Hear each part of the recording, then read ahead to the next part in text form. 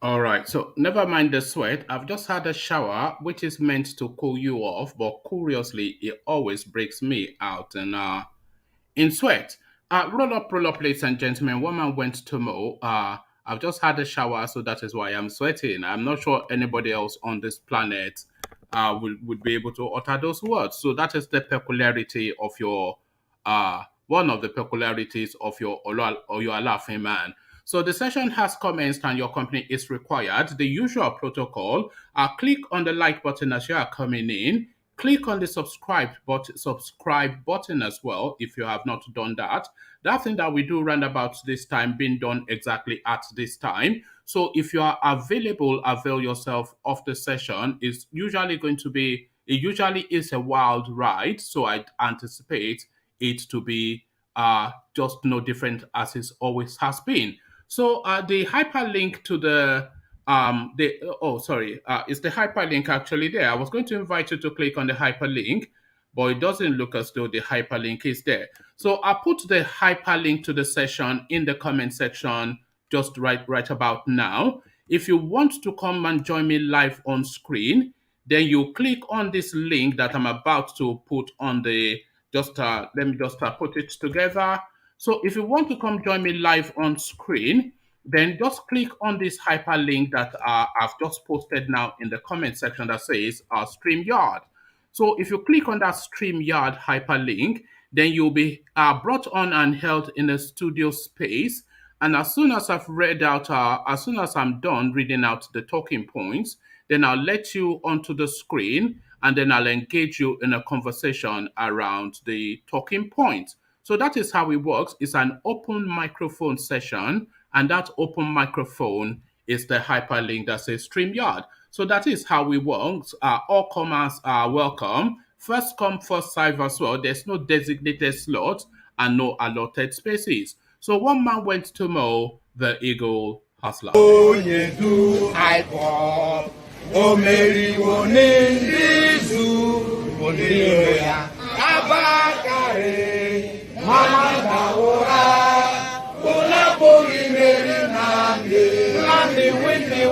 Python that's one, Python that's two, now Python that's a three. Unaboli Mary Nandi win the war. Python that's one, Python that's two, now Python that's a three. Unaboli Mary Nandi go only do I walk. O Mary Wonindi Zu Giroya Abakare. Mamanda ora, una boogie made in Nandi win the war. Python that's one, Python that's two, now Python that's a three. Una boogie made in Nandi win the war. Python that's one, Python that's two, now Python that's a three. Una boogie made in Nandi win the war. Python that's one, Python that's two, now Python that's a three. Una boogie made in Nandi win the war. Python that's one, Python that's two, now Python that's a three. Una boogie made in Nandi win the war. Python that's one, Python that's two, now Python that's a three. Una boogie made in Nandi. And there you heard it. Nandi wins the war. Bonnie Bonnie identity. Eh, Baba, eh, Bonnie Bonnie identity. Nandi wins the war. Oh, Bonnie Bonnie identity.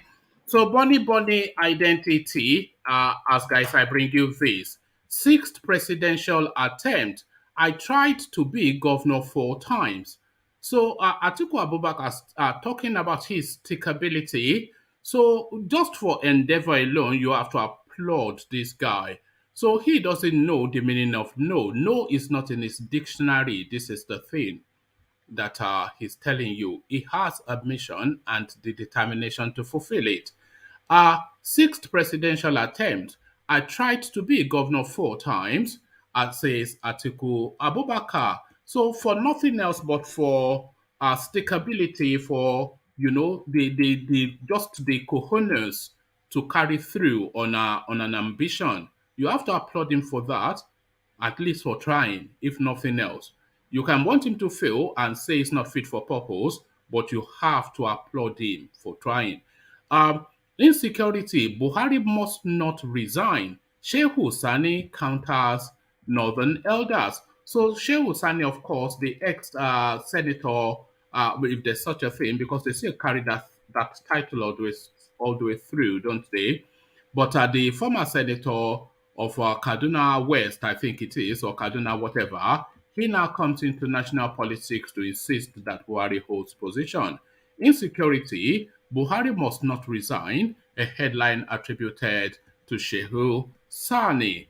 2023, Lagos APC breaks silence on Oshibanjo's transfer to Ogun. So a lot of you, of course, especially if you were here for yesterday's session, you would have heard the discussions around Yemi Osinbajo revalidating his APC card, which you would expect him to do, but not in in the space that he cut his political teeth. No, he did this in Ogun State, in Ikenne. So he, of course, from Ikenne, a lot of the people that are ruling Lagos at the moment actually from Ogun State. So he has gone back to his own home base to revalidate his APC membership card. So Lagos now speaks to this now sleight of hand. 2023, Lagos APC breaks silence on Oshibanjo's transfer to Ogun. So let's find out exactly shortly what that is all about. But before we find that out, let's just run through the headlines first. The next headline, Buhari Oshibanjo hiding under immunity as massive looting continues in Nigeria. It's not the PDP, it's not just some rogue journalist. This is the United States government speaking to the space. Buhari and Oshibanjo are hiding under immunity as massive looting continues in Nigeria, a headline attributed to the United States government. So that is the menu, that is the lineup. So sit back, lean back, take it easy. As I said, uh, sit back, lean back, take it easy. As I said, the usual protocols. Please click on the like button because we are aggressively trying to push the platform up the YouTube algorithm so we can have some potency and some relevance for the upcoming elections. So that is the mission. That is why we are inviting you to click on the like and subscribe button to help propel the channel. And if you want to come participate, especially if you haven't been on the screen before, click on the hyperlink and then I'll let you onto the screen and then I can engage you in conversations around matters pertaining Nigeria. So all of that in place. So let me just put the hyperlink to the hyperlink to the studio again in the comment section just for you to make that determination. So as we set about making that determination, let's come in now into the readings in the proper order. So to attention for the anthem. All right. To the Nigerian national anthem, Mr. Albert Congo raises the flag of the new nation. And there it was, the first Nigerian anthem. Though tribe and tongue may differ, in brotherhood we stand. If only I explain that to their bookies, they have no concept of that. Sixth presidential attempt, I tried to be governor 4 times, Atiku Abubakar. Former Vice President Atiku Abubakar says he contested the governorship election in Adamawa State 4 times before winning in 1999, underscoring his sixth attempt to be Nigeria's president. For example, I contested the governorship position 4 times before I was finally elected. That is politics for you. You have to be determined and be courageous, said Mr. Abubakar. The former vice president had tried 5 times unsuccessfully to become Nigeria's president. He is seeking his sixth attempt. Mr. Abubakar disclosed this on Tuesday whilst interacting with leaders of over 200 support groups across the country in Abuja. Addressing the leaders of the groups, the ex-vice president explained that he was delighted that more young people are participating in politics now. Mr. Abubakar noted that he would want to mentor the young generation and hand over his political structure to them. He urged youth to be consistent and courageous in pursuing their aspirations. It is encouraging that these days I see many young people come to me declaring intentions to run for various political positions. Some state assemblies, some national assembly, and even some aspiring to be governors, added the PDP presidential aspirant. Mr. Abubakar told the support groups that he joined politics early like many of you. I started in my late 30s. During our time, our direction was to fight the military and return the country to civilian rule, he pointed out. Mr. Abubakar expressed gratitude to the leaders of the support groups for the roles they have played during the 20 for the roles they played during the 2019 presidential election. We are more organized now. It is a reflection of the fact that we are now more experienced, and with experience comes more knowledge, stressed the ex vice president. What that means is that if there was any mistake that we made last time, we are in a better position to avoid such mistakes now. So there is Atiku rallying the troops and recounting his journey, just in terms of mentorship to the up and comings, that it is a long slog to attain your political ambitions. Four times before he won in 1999 Adamawa State House, and then now he's in his sixth attempt now to seize the whole of Nigeria. Insecurity, Buhari must not resign. Shehu SANI counters Northern elders. So some of you may recall that in yesterday's session we discussed at length the Northern elders coming out to say that Buhari should resign for reasons of incompetence, especially around insecurity. So Shehu SANI counters that. Shehu SANI, a former Kaduna Central Senator, on Wednesday urged President Mohamed Buhari not to resign his position. Sani, who countered the Northern Elders Forum (NEF), said Buhari should complete his tenure. He noted that Buhari should be allowed to complete his tenure so he can conduct elections in 2023. In a tweet, Sani wrote, "Our respectable Northern elders want Buhari to resign. I humbly disagree. Allow Say Baba to finish his tenure and conduct elections." Recall that the NEF had called for Buhari's immediate resignation over the spate of insecurity in the country, especially in the north. NEF said Buhari had failed to address the issues of killings, kidnappings, and general insecurity in the north. Dr. Hakim Baba Ahmed, the Director, Publicity and Advocacy of NEF, made the call in a statement he issued on Tuesday. So we don't really need Buhari resigning now, because really that would just it would just scatter everything, it would dabaru everything, as we say in Nigeria. Just stay there, but try and keep the noise down from your quarters, especially your gunmen savaging the north and the entirety of the country. Just keep it steady for us, please, until we kick you out. 2023, Lagos APC breaks silence on Osinbajo's transfer, and that transfer is in quotation marks, to Ogun. So let's hear what Lagos has to say. The Lagos State chapter of the All Progressive Congress APC on Tuesday said Yemi Osinbajo never informed the party leadership before moving his membership to his home state. Recall that Vice President Yemi Osinbajo reportedly dumped the Lagos State chapter of the All Progressive Congress APC for his home state. The Vice President's spokesman, Laolu Akande, made the confirmation, announcing that Osinbajo moved his membership to Ogun State when he revalidated his APC membership status in Ward 1, Ikenne, Ogun State, on the 9th of February 2021.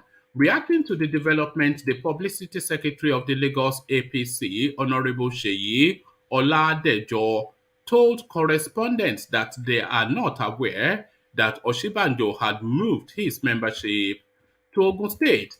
He added that no formal communication of Osinbajo's movement has been made to the party in Lagos. We are not aware, but if they are claiming that he has moved his voting unit to Ikenne in Ogun State, so technically he has to be a member of the party in Ogun State now. But no official communication from him was received by the party of his movement to Ogun State, he said. So there it is right there. It looks as though they've been outmaneuvered essentially by the rascally little man from Ikenne in Ogun State. Buhari Osinbajo hiding under immunity as massive looting continues in Nigeria, a headline attributed to the United States government. Despite repeated claims that the ruling APC regime has recorded substantial success in tackling corruption and preventing looting of Nigeria's treasury, the United States government's verdict is that President Mohamed Buhari and Vice President Yemi Osinbajo have not covered themselves in glory as massive looting continues. The United States said Messrs. Buhari and Osinbajo, including governors, took advantage of the immunity attached to their position to perpetuate corrupt acts and misappropriation of public funds. The indictment is contained in an annual country report on human rights practices covering internationally recognized individuals, civil, political, and workers' rights.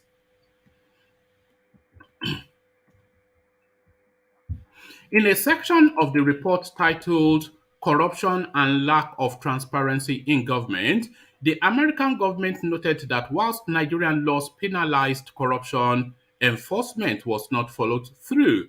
The report said this allowed government employees, including elected officials, to partake in corrupt practices. Massive, widespread, and pervasive corruption affected all levels of government, including the judiciary and security services. The Constitution provides immunity for civil and criminal prosecution for the President, Vice President, Governor, and Deputy Governor whilst in office, the report said. The report, which covers 198 countries and territories, noted ongoing human rights abuses and violations worldwide, evident in the regression of democratic systems in several continents. It stressed there were numerous allegations of government corruption despite the so-called anti-corruption campaign of President Mohamed Buhari. Corruption is increasing in the country, with Nigeria ranking 154 out of 180 countries, in according to the transparency.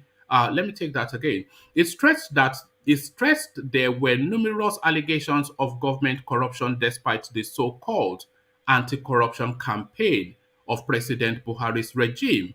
Corruption is increasing in the country, with Nigeria ranking 154 out of 180 countries, according to the Transparency International 2021 Corruption Index. Correspondents had reported Mr. Oshibanjo's involvement in violating federal campaign finance laws, as Guarantee Trust Bank donated at least 200 million naira to his campaign coffers. The financial record said GT Bank's Investment One Fund Management Department paid 200 million naira in three increments of 100 million, 50 million, and 50 million. So that's not increments, that should be installments. So they wrote increments though. So let me read it properly because it always niggles me when it's badly written. The financial records of GT Bank's Investment One Fund Management Department paid 200 million naira in three installments of 100 million, 50 million, and 50 million to Mr. Oshibanjo's campaign account in the build-up to the 2015 presidential election, in which he stood as the running mate of Mr. Buhari. Since 2020, correspondents have exclusively exposed a series of scandals involving Mr. Buhari's ministers, aides, political allies, and controversial appointments into public offices. In February 2021, correspondents reported that Mr. Buhari's political aides and loyalists were appointed to Nigeria's Department of Petroleum Resources, DPR. In December, the Nigerian Intelligence Agency testified to the high level of corruption and tribalism under Mr. Buhari's regime, evident in the tenure extension of current Director General Ahmed Rufai, despite internal protests against his reappointment. The former chairman of the Independent National Electoral Commission (INEC), Atahiru Jega, also described Mr. Buhari's anti-corruption campaign as ineffective, as looters who joined the All Progressive Congress (APC) would have their cases swept under the carpet. Garba Shehu and Laulu Akande, spokesmen of Masas Buhari and Osinbajo, respectively declined the request of correspondence seeking comments on their principal's indictment by the United States report. So there it is right there, as though that was news. Corruption in Nigeria, of course. This is just the way we live in that country. So that is the way we live in that country. Let me just have a look. I think let's just have a look. Let's see if there's anybody in the room to take it on. Okay, so we have the Mighty Janle Koko. So let me acknowledge Alexander Gomez's first, who was somewhat tickled by my singing in the introduction. So Bonnie identity. So he's saying that's Oliver de Coke. Say of course that was Oliver de Coke. Bonnie identity. So thank you for the super chat, Alexander, and good to see you, Ajanle Koko. So Ajanle Koko, are you there?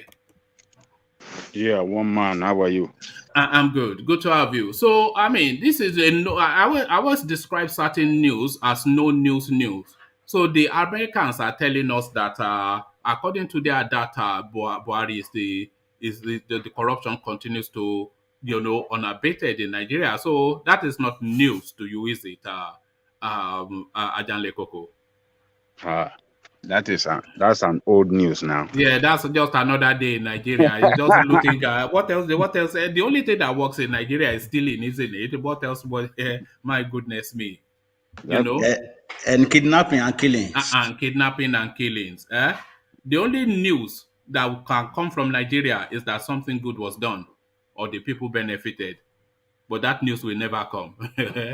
Yeah, the news that something, although UK is telling us that they are building roads now, but no, the American indictment that Nigeria 154 out of 180 in the corruption index. The Americans are saying that it's just a free for all as it stands now, and even campaign flouting, money looting, outright stealing, just a gluttonous excess. I mean, what do you expect? We have had several news of the alarming rates that they are looting the wealth, looting the resources, particularly with regard to our what do you call it, the crude oil. This guy revealed to us, this Igbo millionaire, Elumelu, 3 weeks ago was saying that maybe 80% of our crude oil have been stolen. I mean, even Pastor Adeboye was raising alarm, and when we get to that level, we are done. Yeah. So that is why you see some people are still skeptical about 2023. That are we really sure that we're still going to have a nation in 2023? Are we really sure that 2023 election will be conducted? There are a lot of bad signals that showing that nation is moving towards disaster. A lot of people, sorry, that's my wife. Carry on. Yeah, a lot of foreign countries that can see better than us, that can see ahead of time, have indicated this in several ways, particularly with their multinational organization moving out of Nigeria. They're moving out of Nigeria to neighboring Ghana, to where our brother Vin is. You know, they're moving out of Nigeria to neighboring Ghana. So the Nigeria is a country with these alarming corrupt practices, scared in foreign investors. Foreign investors will not come and invest in a country where corruption is at alarming rate, particularly investors from the West. They won't come there. You could see investors because you have to China. understand that, John Lekoko, the Americans, they're not speaking from sentiment, so they're speaking from intelligence and raw data. Oh, yes. Because all of these monies have been moved through the international system, and Yes. they have an insight into the movement of this money. And they're just seeing the money flowing out of the country into private accounts, and they're saying, Abba, you know, Abba. Joe Biden is saying Haba. Haba. Haba. Joe Biden is saying Haba. Now, So foreign investors will not come because foreign investors are going to use investors' money, shareholders' money of the organization, to invest so that they can, make a return to them at the end of the year. Why would they go and invest in a place where they know it's a big risk, it's not safe, and at the end of the year, they are going to run at a big loss? How are they going to report to the shareholder? So it's just at alarming rate, and this news is not. We have been saying this. We could do this story every single day. Every day. Without repeating a story. Every single day. We have been saying this, and we know those that are involved in this. And it's unfortunate that some of our people still want to vote for these people. Some of our people are just jostling for these people that are killing this country, are perpetrating this corruption at an alarming rate that United States can even come and then shout at the loudest to us that this is not normal. It's at a point that the country there's all signal that the country is moving towards disaster. Yeah. We are in crisis now, and after crisis is disaster. And when you get to that stage of disaster, to get it back, it's almost impossible. And our people have to wake up. We have to let our people know. We are doing a good job on this platform, raising that noise every time. We are moving towards we are in a crisis, and we are moving towards disaster. And until our people can really take a new direction, a new course. You see, Ajale Koko, I cannot recall a time in history that there was not corruption in Nigeria. But people, they've always looked the other way because they could relatively get what they needed to eat. They had relatively cheap or reasonably priced petrol, so they could have a relatively okay life somewhat. But now, even all the corruption has now eaten into the lifestyle of the Nigerians, so that we're now regressing. We're almost like Zimbabweans or Ethiopians back in those days type of life now. Yes. You know, where people are rationing food, people are skipping meals in Nigeria. Look, people are not eating for days in Nigeria.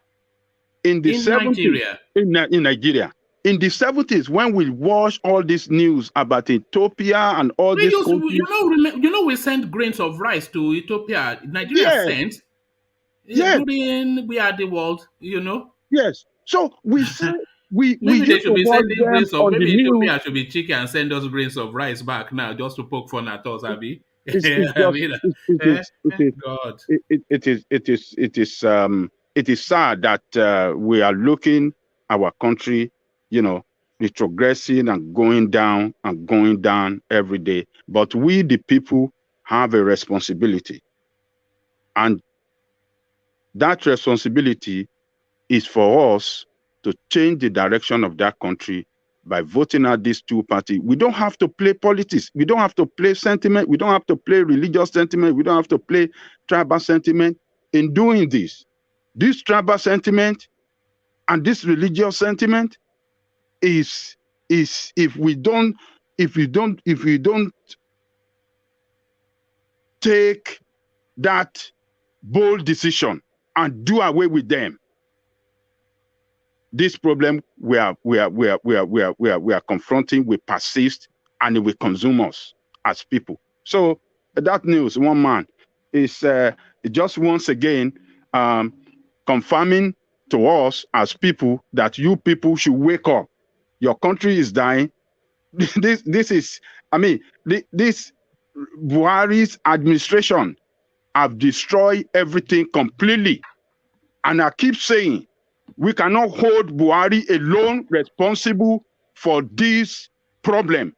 We have to hold the whole team. APC in totality is responsible for this. A party that govern as a team and not by one person. So they got to be sacked so that we can change the new direction. We got to hold them responsible. It doesn't matter whether Osinbajo is this thing. Some Christians look at ego yesterday shouting, "Oh, there was no stopping him. He's been waiting for that moment for a long time. Let him come. Yeah, he has to come. The Osinbajo is this thing." I said, look at the way Nigerian reasons. These people, they govern as a team. They destroy this country as a team, but we want to use our tribal sentiment to exonerate one person because it's Osinbajo or because of this. Because they speak to Rama. Because it's a Christian. Let us drive them away. That is the only way. The way it is done. Why don't we want to practice democracy the way it is done in the West? If a particular party govern America today, and is running down America and it make life miserable, the nation will sack that party from the position of power. They will put another party, and that party with another party that come in will make adjustment, make something better, and if they fail again, we will vote for another. That is the way country progress. But if you continue to vote for this criminal the same because you are playing your tribal and religious sentiment, you will not get solution to your problem. So one man is it's not news, but it's not news. So, but it's still as depressing as it always is. It's not news, but it's confirming to us as a people to wake up and do the right thing by kicking these people out of our life. Well, like me, I may oppose. It's not a new news anyway. Yes. But like me, I would like to oppose that. But I will wait until my own turn. Anyway. No, oppose it now. Let's hear you. Now we're talking about the U.S. Brought out news and all kind of propaganda. We might say it is not propaganda to ours. We know how corrupt Nigeria is and the politicians are like. But the same US we're talking about, how many of these people has permanent resident of US? How many of these people looted our money and used to buy house in US? Are they telling us that they don't know them? They don't see that? So how much money have they repatriated back to Nigeria? Though we know the little they refunded back to Nigeria, they misuse it. Agree. But these people, when me and them go to the embassy to apply for US visa, how many of us are they going to give visa to? Are they not the same politicians that they know they are very corrupt? They will still give them visa. They give them 10 years, even though Nigeria is supposed to get 2 years visa. These people, they will be giving them 10 years visa. They will give their children. So it is even the so-called US, where we praise them, but they are contributing to the problem that we are facing. In fact, we have to tell ourselves the truth. When you see things like this going on, the children of these people, they are schooling in your universities. The same money they stole, that you know that they stole from Nigeria, they brought to US. They buy houses for their kids. Their kids living extravagant life. They ride the best vehicle in the world. So what are you telling us? We don't want their news. We know that is what is going on. But they should also do their own job if they really want to help us. Baba Kure, I don't think the Americans are essentially making any moral judgments. They are just publishing data, so they don't care if you loot yourself or not. But they're telling you, That but is it. this is what is going on. Oh, but I They don't don't think they care enough to form they any don't need more. to tell us. We know by ourselves. So they don't need to publish it. In as much they cannot even curb it, because they know all this money are channeled to their country. There is one particular senator in my state.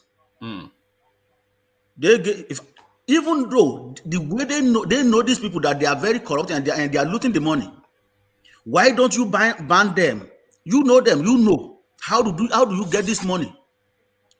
You can refuse them visa, but I'm telling you, these are the people that they will still give visa to. They will give their wife. They will give all their kids. In as much you are a senator in Nigeria, all your family will be qualified to get visa. So now when anything happens, they just fly away. They run away. Then left poor people in Nigeria. So who are they fooling? They fooling themselves. If they want to do something, So you don't really care for the Americans making if they want to do something about it, they can. Exactly. Yeah. Not even I'm telling you, if let's just put it this way: if 50 politicians apply for US visa and 20 Nigerians apply for visa, out of that 20 Nigerians, they will give just one visa to just one of them out of that 20. But you see, those 50 politicians, they will give all of them 10 years, even though Nigeria only qualify for 2 years non-immigrant visa. They will give them 10 years. Why? Because they know that they steal our money to come and spend the money in their country. So what are they telling us? Do what you're supposed to do. If you want to help Africa, do what you're supposed to do. Ban these people from coming to your country. Then they will be able to stay home. All the money they siphon, they will be telling, oh, you are not patriotic. If me, all the money I make, I used to build something there, and you steal our money and you bring it over to them to buy houses. You left your own country. Who is more patriotic? So the truth must be told. If US want to help us, the corruption in Africa, it can be solved just like that by just two countries, three countries: the United States, the United Kingdom, and France. Because exactly. this is where these people park the monies, and they know where the money is, and they know who stole it. But they are not going to remove. They've stolen trillions out of Africa. So if they are going to do the right thing, then they have to remove those trillions out of their own economy now. So they are not going to do. They are not going to do that. And ban these people. Any politician, ban them from coming to your country. Ban them from using your hospital as a way of taking money away. When you do all that, then you will know that you are talking. Well, I give kudos to America because they have a strong constitution that is working for them, but they should not be telling us all kind of bullshit story, which they know for sure that they can even call by themselves. All right. I think that story angered you somewhat, Baba Kure. Let me respond a little bit to Baba Kure. Respond. You know Ajaleko is an American. No, you don't run America down when Ajaleko is around. Let me tell you, Baba Kure, yes, there are some facts and some of those issues that you mentioned, but we have a bigger responsibility on ourselves to solving our own problem than American. American are doing their own. In a little way, they can do it. this information is power. This information that they sent out today that we are discussing about is enough for us to stand up as people and fight for ourselves. America will not bring their fighter jet or anything to come and fight for us or impose sanction on us or tell the leaders that they don't welcome them in their country. You know, it doesn't work like that when it comes to human rights issue.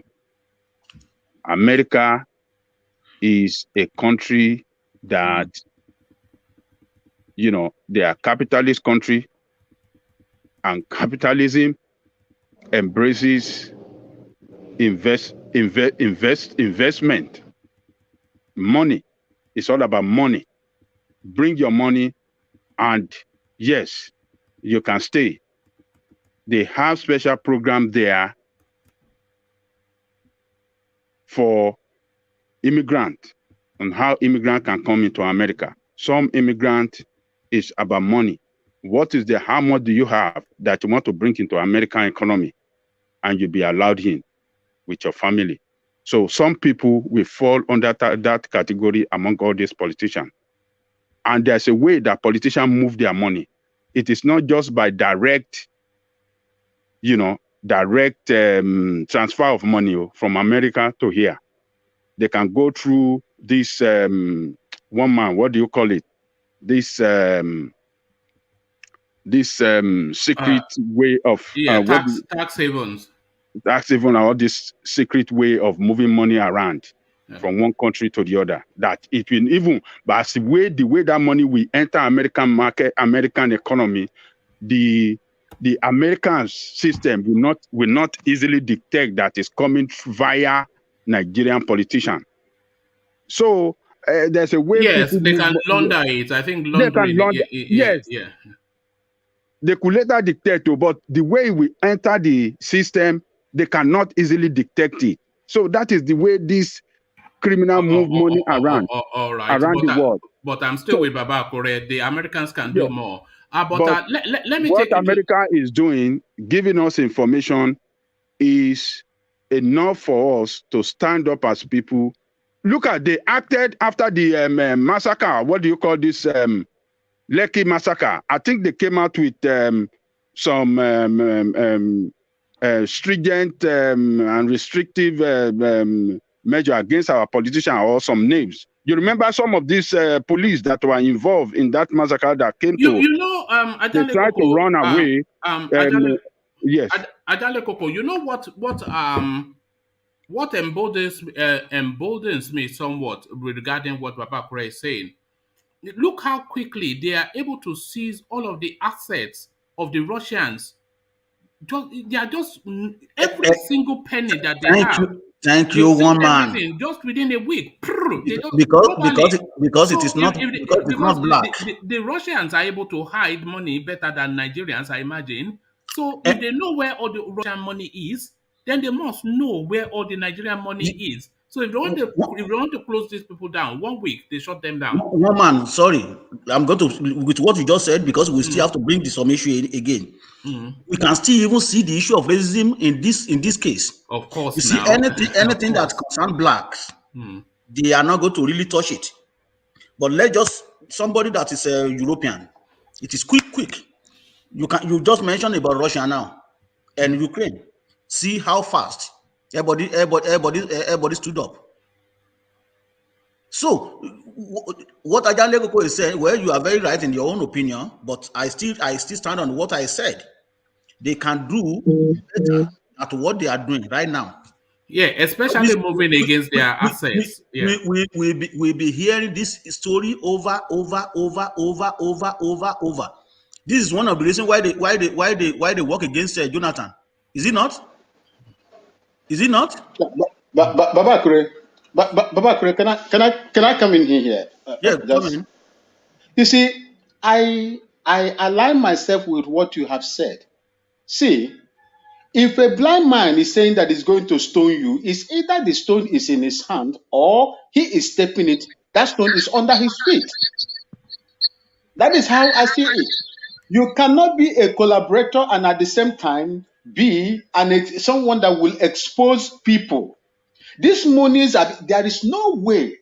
There is no way. How did they dictate that airpeace laundered money through NGO and so on and so forth to evade taxes and so on, to use it to buy a personal medicine for commercial? How did they find out? What is so difficult for them to find out what is happening? Most of Nigerian money looted, especially from oil and other things, are stuck there in the UK. These politicians pay over 400 million pounds per year just to train their children in those areas. That is why your school you cannot get good schools in Nigeria. That is why you see Nigerians queuing up in Ghana here just to gain elementary school. Here in Ghana, people are calling from Nigeria. I want to bring do you have space? Let me bring my child so that he or she will come here and study. They are calling. I'm not telling you what someone told me. These are people from my country. To bring the issue of Ghana to this. Honestly, I know one man will not like it. You never miss a chance to Ghana or something. You see, one man, that is the truth. You see, when someone is telling you the truth, accept it wholeheartedly. Hold on, Vin. Do we want Nigerian children having Ghanaian accents? Is the thing, calling work and turning no, you see, I'm going to work. They come to Lagos and say, I am going to work.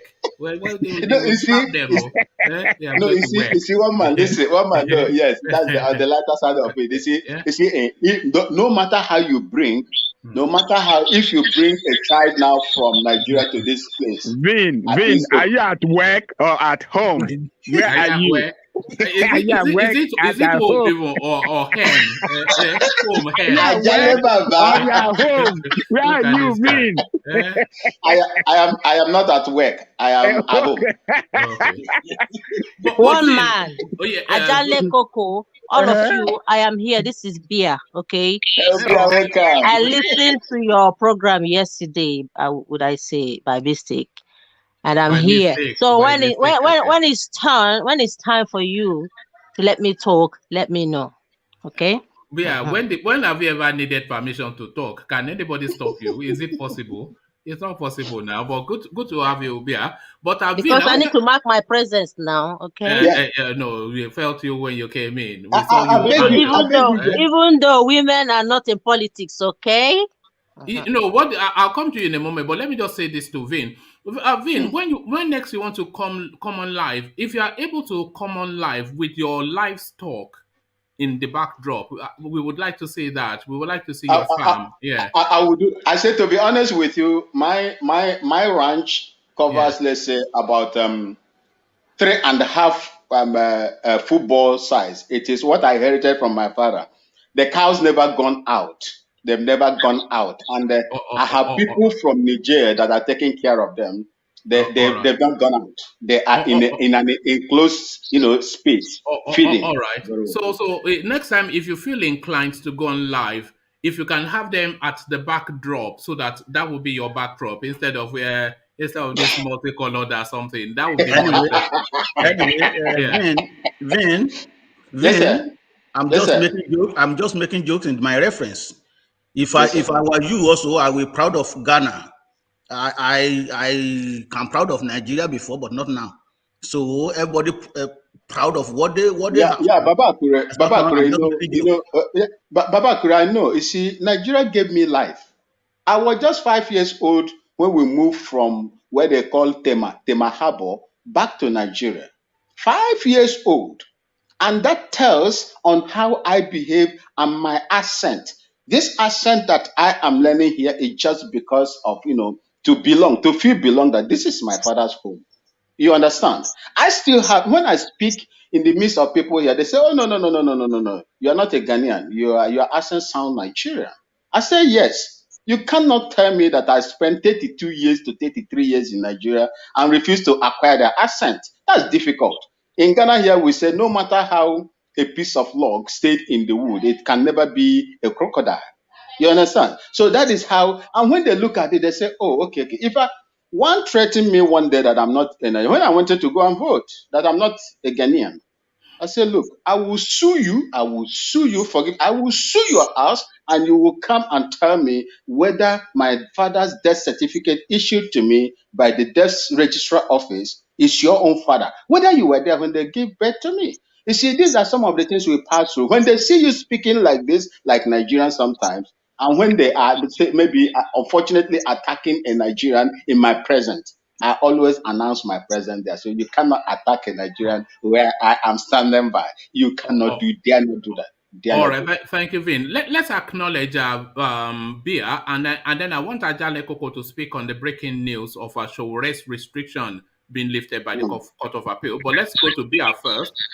Bia, let's invite your comments. You said you listened to yesterday's session, and we're querying that we don't have sufficient enough female voices on the platform.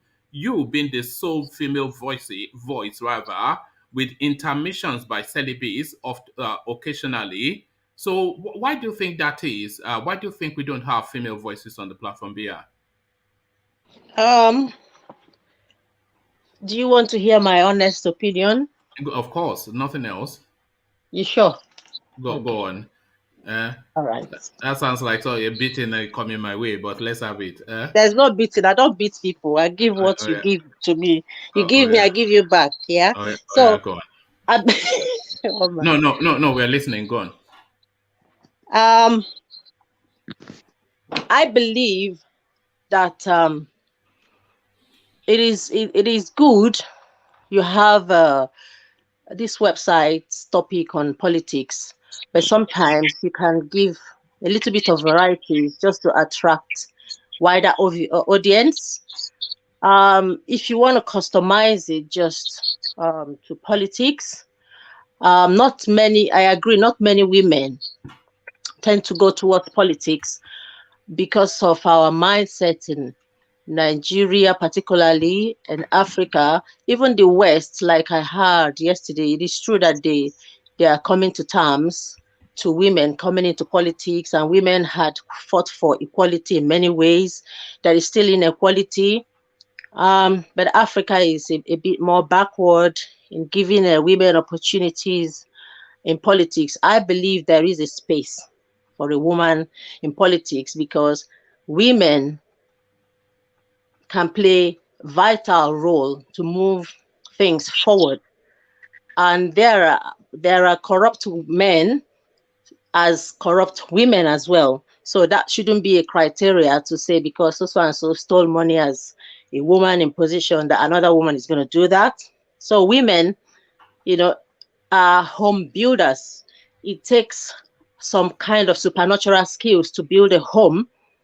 And when you want to talk about politics is not just about ruling people, acquiring all the powers in the world to subjugate people, to make them your subject. You need to run it like a professional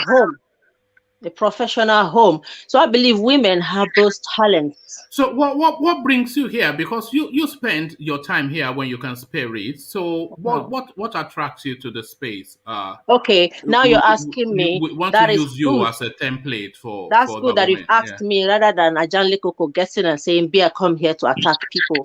And I want you to take it back, Ajanle Koko, because he said you're attracted by the Eastern narrative, but she said I'm pro-Biafran, and anyone that says 1 minute now, one man, let me talk now. You see why we normally fall out. No one here understands me. I'm not that difficult, but I'm very straight. I speak straight. I don't speak behind. Whatever I'll say behind you, I'll say in front. Let heaven fold. As long as I've said my mind, and I don't intend to offend anyone except you give me, then I give it back. So I, in as much as I'm proud to be Igbo person, there is room in my heart for other ethnicities, regardless where they come from. I believe in fairness. Even in my school, I fought for people from different backgrounds that are not even Nigerians. So I just like fairness. But it does not remove the Igbo-ness in me. And I believe each one of you here, are proud to be from your origin. Doesn't mean that you are an extremist. All right. To the question, Abia, just for let me finish because there's a bit of. We always press for time. I know.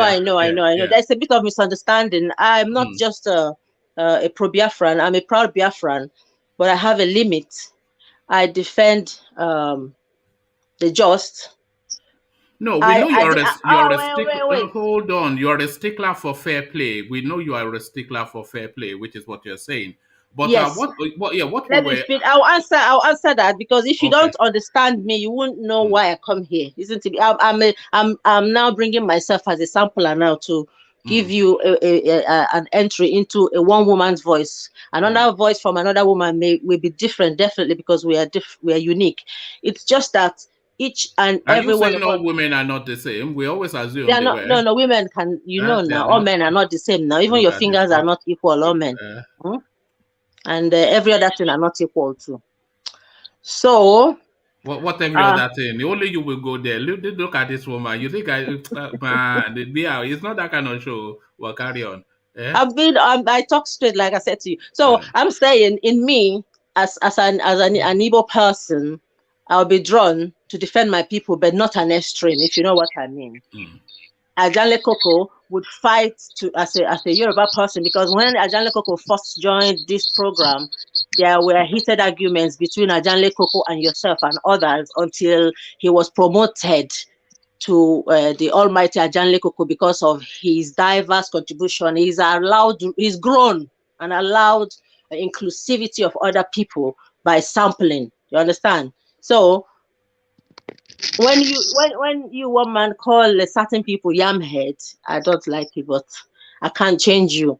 You know, those kind of the things that I don't really like. But for me, what brought me, the first time I came to this platform, I saw a group of Nigerians. As I said, okay, to myself, oh, look at my families, you know, Nigerian, now I fall now.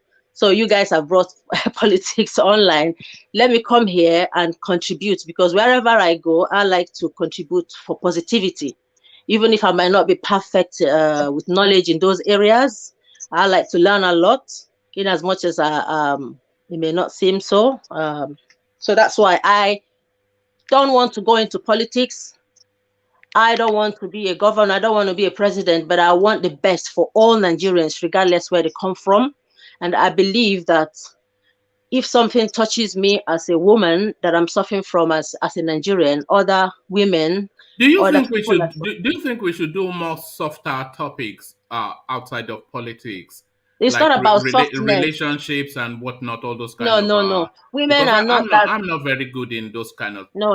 It's not the issue. After all, I'm here. It's not what attracted me, isn't it? I'm sure there are other women in the background that come and type like other beautiful women are in this platform. A lot of women may, because of our background, may be shy to actually bring themselves out to speak out, even though they have things they would want to say. I believe every voice has got something to say, but they may not want to come here because of sometimes. Do you think they might find it intimidating with 4, 10, even 9, 8 highly opinionated, Nigerian men going hell at it? Bag all the time? Do you think that somewhat intimidates? I believe they will see how the men treat the women that had been here, whether the women are perfect or not, because women are women. They'll always be women, just like man is man. Now you guys do your things. So when they see how other women are being treated here, not given opportunity, somehow, I wouldn't say not given opportunity. It's not the best boost, because in Nigeria, it's like most women are jumping molways and all that. The society had forced women to live like tomboys, survival of the fittest. Sometimes the people might not even imagine you're trying to fetch water. Nobody wants to know whether you're man or woman. In Nigeria, you have to, fight to make ends meet. I don't believe you should change your topic. After all, sometimes you cover something like that Chidima and other things. It's just to keep on inviting them. I believe they will come. It's a matter of time. Once they come and see how things produce, it's just breaking that water, that shy, and then it's not about that because Nigerians are holding. They don't want to come because of that respect. They don't want to go into. It's not about the respect, because I believe the Nigerian respect is slavery. It's not actual respect. For me, respect is when you treat 1 minute now. Yeah, go on. For me, respect is when you value your fellow human being like yourself. Respect is when you don't break boundaries. You don't go out of your way to upset someone. It's not only about the physical things I see. You can dobale for me and then you're saying bad things about me. I won't accept it as respect. So every person defines respect the way they see it. So I don't think because our women, they respect the men, they want to be in the kitchen to take care of the women, the children. I don't believe that. All right, thank you, Bia. So yeah, for reasons of time, let me get back to. But good to have you, Bia. For reasons of time, let me get back. Let me. Ajale Cook, are you there? You want to pick a fight again, Abby? You want I'm not fighting. No, I'm not. No, one man. I don't fight. You don't know me. I don't fight. Right, I don't fight. But go on. Pick a fight. Oh yeah, go on. I'm not fighting. I don't like to fight. Can I respond? Let me finish. Ajale Coco. I love politics. Well, I'm not attacking him. I love. I don't know what you call attack when someone is trying to put their opinion across. Go on. Yeah. I love politics. I don't want to be a prime minister or governor, but I want to contribute to the wellness of Nigeria. In any way, if I have resources, in any way I can help in the future, I would love to do that, to make sure that especially women get educated and become more better people wherever they go, be it in Nigeria, all around the world. So there are different types of politics. I'm not into that politics of looting and wearing agbada and all those Ishiago and the president.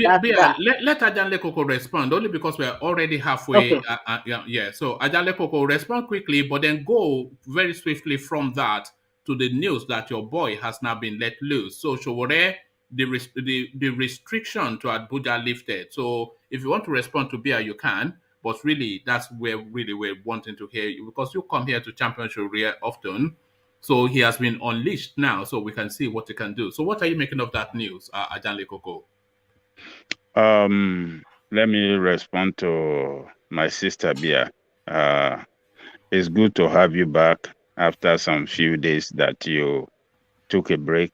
But my statement yesterday, I don't want you to view it as if I'm condemning your stand for Biafra or your support for Biafra. But I was just trying to make a statement that, some women, when you see them come into this political discussion in the midst of men, they must have something that triggered them to come in. So I was just using that as a reference, but not to just to ridicule you or to call you so your intention was not to mock. So no, not to mock you, but just to say that, okay, you stand for what you believe in, and you don't mind standing in the midst of men, to champion what you believe in. And I really commend you for your courage all the time to stand within us and stand tall and put out your own message, and you never shy doing that. So I wish we have some other women, female, that can develop such a strong attitude and come among us, come on this platform and come and express and push what you believe in. You will be welcome. All right. Thank you for coming back. All right. So back to the politics of it. Thank you, Ajanle Koko. Thank you. So we're now unleashed by the Court of Appeal. So now let's see what he can do. So we expect him to get on that downfall and be toying Nigeria again, do we? It's a good news. It's a good news for democracy. It's a good news for people that really believe to change the direction of that country. Now that the judiciary have taken a very good decision in taking out this restriction against him, I believe that this guy will be able to move around the country to mobilize people of like mind, people that really believe, in that country, people that are really patriotic, not people that are religiously sentiment, people that drive politics with religious sentiment, tribal sentiment. Not them. We don't want that this time. We want Nigerians to go for the right person that can do the job, not on tribal basis, not on religious basis. Showore does not stand for that. He stands for fairness, for justice, and for equity for all in that country. And until we line behind somebody like Showore, until we do that, we will never see freedom in Nigeria. You will never have country of your own, because that is what Showore stand for. And you see the people around him all the time. They are leaders of tomorrow. They are people that can uplift that country. You see the youth around him. I believe in Nigerian youth. They have the brain. They have that connectivity with outside world, with what is going on around the bay. This guy can put together the best team that can take that country out of this thing. This is not, don't just look at him as, he doesn't have money, or he has not held a political position before. That is not how you can discover the best brain for your country. You can discover the best brain by, let your country create enabling environment for people that are interested in politics to participate, and then we can ask them questions. We can create a debate forum where these people can be asked questions about their personality, what have they done before, and what can they do. Let us ask questions about their program. How do they want to achieve it? Not just some people just make a statement like the one that Kanu make yesterday, that, I will change Nigeria, I will make Nigeria competitive within 2 years. That guy is a joker. Yeah, I will make Nigeria competitive. That was Kalu, by the way. That was Kalu, not... Yeah, Kalu. Yeah, Kalu. Yeah, sorry. Yeah, that corrupt guy from Abia State. I will make Nigeria competitive with America and Japan within 2 years. How is that possible, for God's sake, with this problem we have? So it's a good news for democracy. It's a good news for all Nigerians, particularly the youth, to jump into the race and give this guy the support so that you youth can start building a better future for yourself. All these old politicians you see parading themselves around with PDP and APC cannot do the job for you. They don't believe in the youth. They don't believe in the future of the country. They only believe in themselves and their family. Look at people that surround them. You can't see the future of the country. All of them are old people. They don't have nothing. They are all out to loot. You can't see the future of the country around them. Showore represents the future of the country, and it can help that country out of this problem. So it's a good news for us. I'm so much happy that draconian restriction has been lifted, and I hope that, yes, donation will start moving in, and it will start moving around to mobilize people and get prepared for 2023. 2023, Showore is the way. So, all right, thank you. So, we'll treat that in a bit more depth in the latter session. But thank you, Ajale Koko. For reasons of time, let me go on to Baba Akure and take him to a different talking point. Lagos State breaks silence on Osinbajo's transfer to Ogun State. So, Osinbajo, he had quietly gone to revalidate his APC membership. Guess when? As far back as February 2021. So what he announced yesterday was no surprise, was not something that just happened. So he's been plotting and scheming. So Lagos State were saying, well, he did not notify us, but good luck to him where he is. But is this Osinbajo outmaneuvering the Tinubu and Lagos State space, knowing full well that as soon as he announces, they will come and attack him? So what are you then making of this lack of communication between Osinbajo and the state that made him? Thank you very much for having me about that one. Before I go, I will just let us to make our point brief so that everybody you can sample the opinion of everybody before 2 hours. So I'm going to make it very short. Now, I said it last year when there was some issue that came up last year, and it kept mute, and it was like supporting the issue of somehow supporting the issue of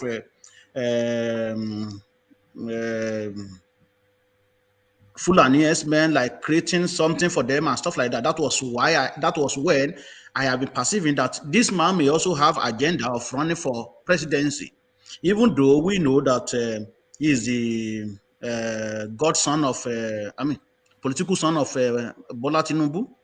However, he knew his own plan right from day one. So he knew that, okay, well, this is what is going to happen, because if he declare not being validated is ID in Ogun State, there may be some problem for him. So now he used fast track to validate his membership in Ogun State, so that when they kick him out from Lagos, then he will have somewhere to call his own home. So he is. Do you think what he did was slide? Do you think it's a bit like cheating what he did?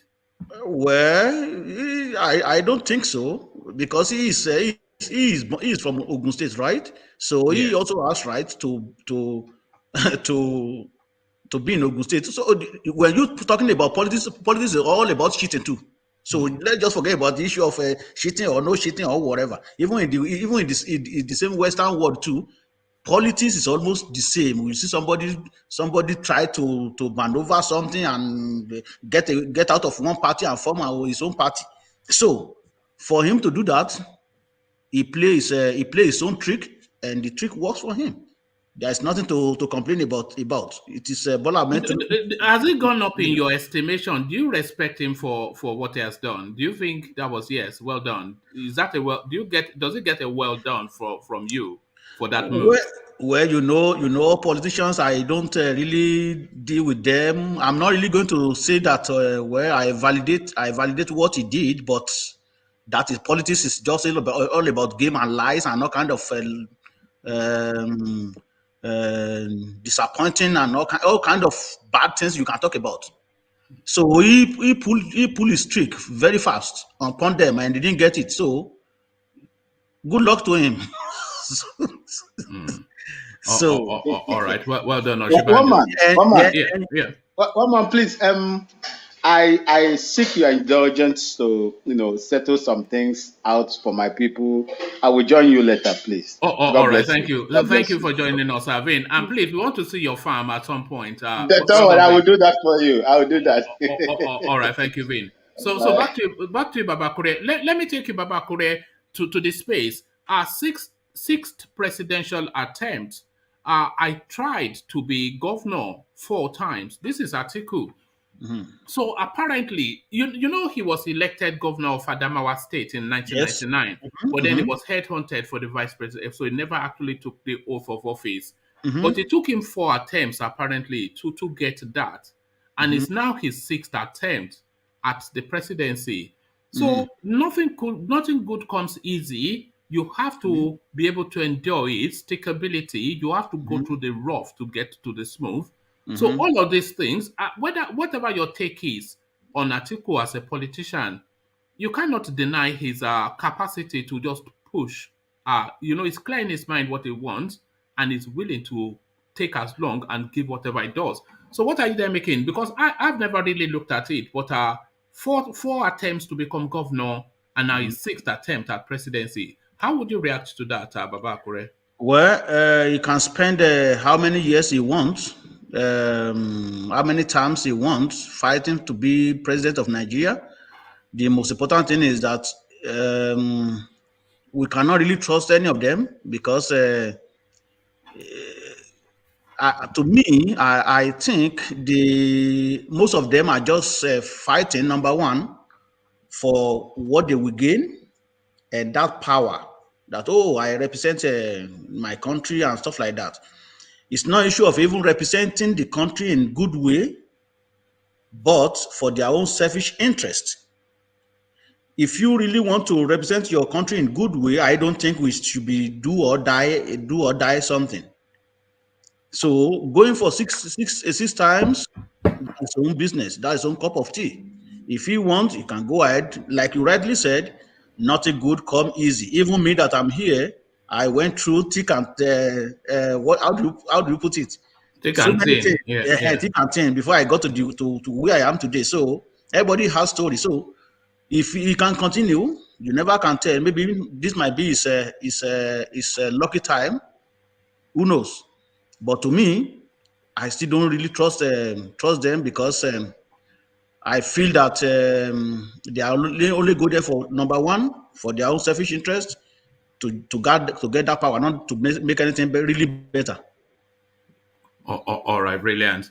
And the invitation for Buhari to resign that came out yesterday from the Northern Elders Forum, but very quickly, Senator SHEHU SANI has come to rebut that, to say now, no, you must do anything but not resign. Okay. So, if Buhari resigns, it will create a lot of chaos, because then Osinbajo has to step in. So is he going to use the influence of his office to get his own way? And are they going to consider him then a Yoruba president and agitator? So it will just make so much of a mess if Buhari steps down. So are you a Buhari step down now, or Buhari hold situation? So where do you weigh in that argument? Honestly, one man, I will disappoint you. I am not in any way either to step down or not to step down or to whatever. But I will tell you, when in a reasonable person, a reasonable individual, they don't have to tell you to resign when you resign.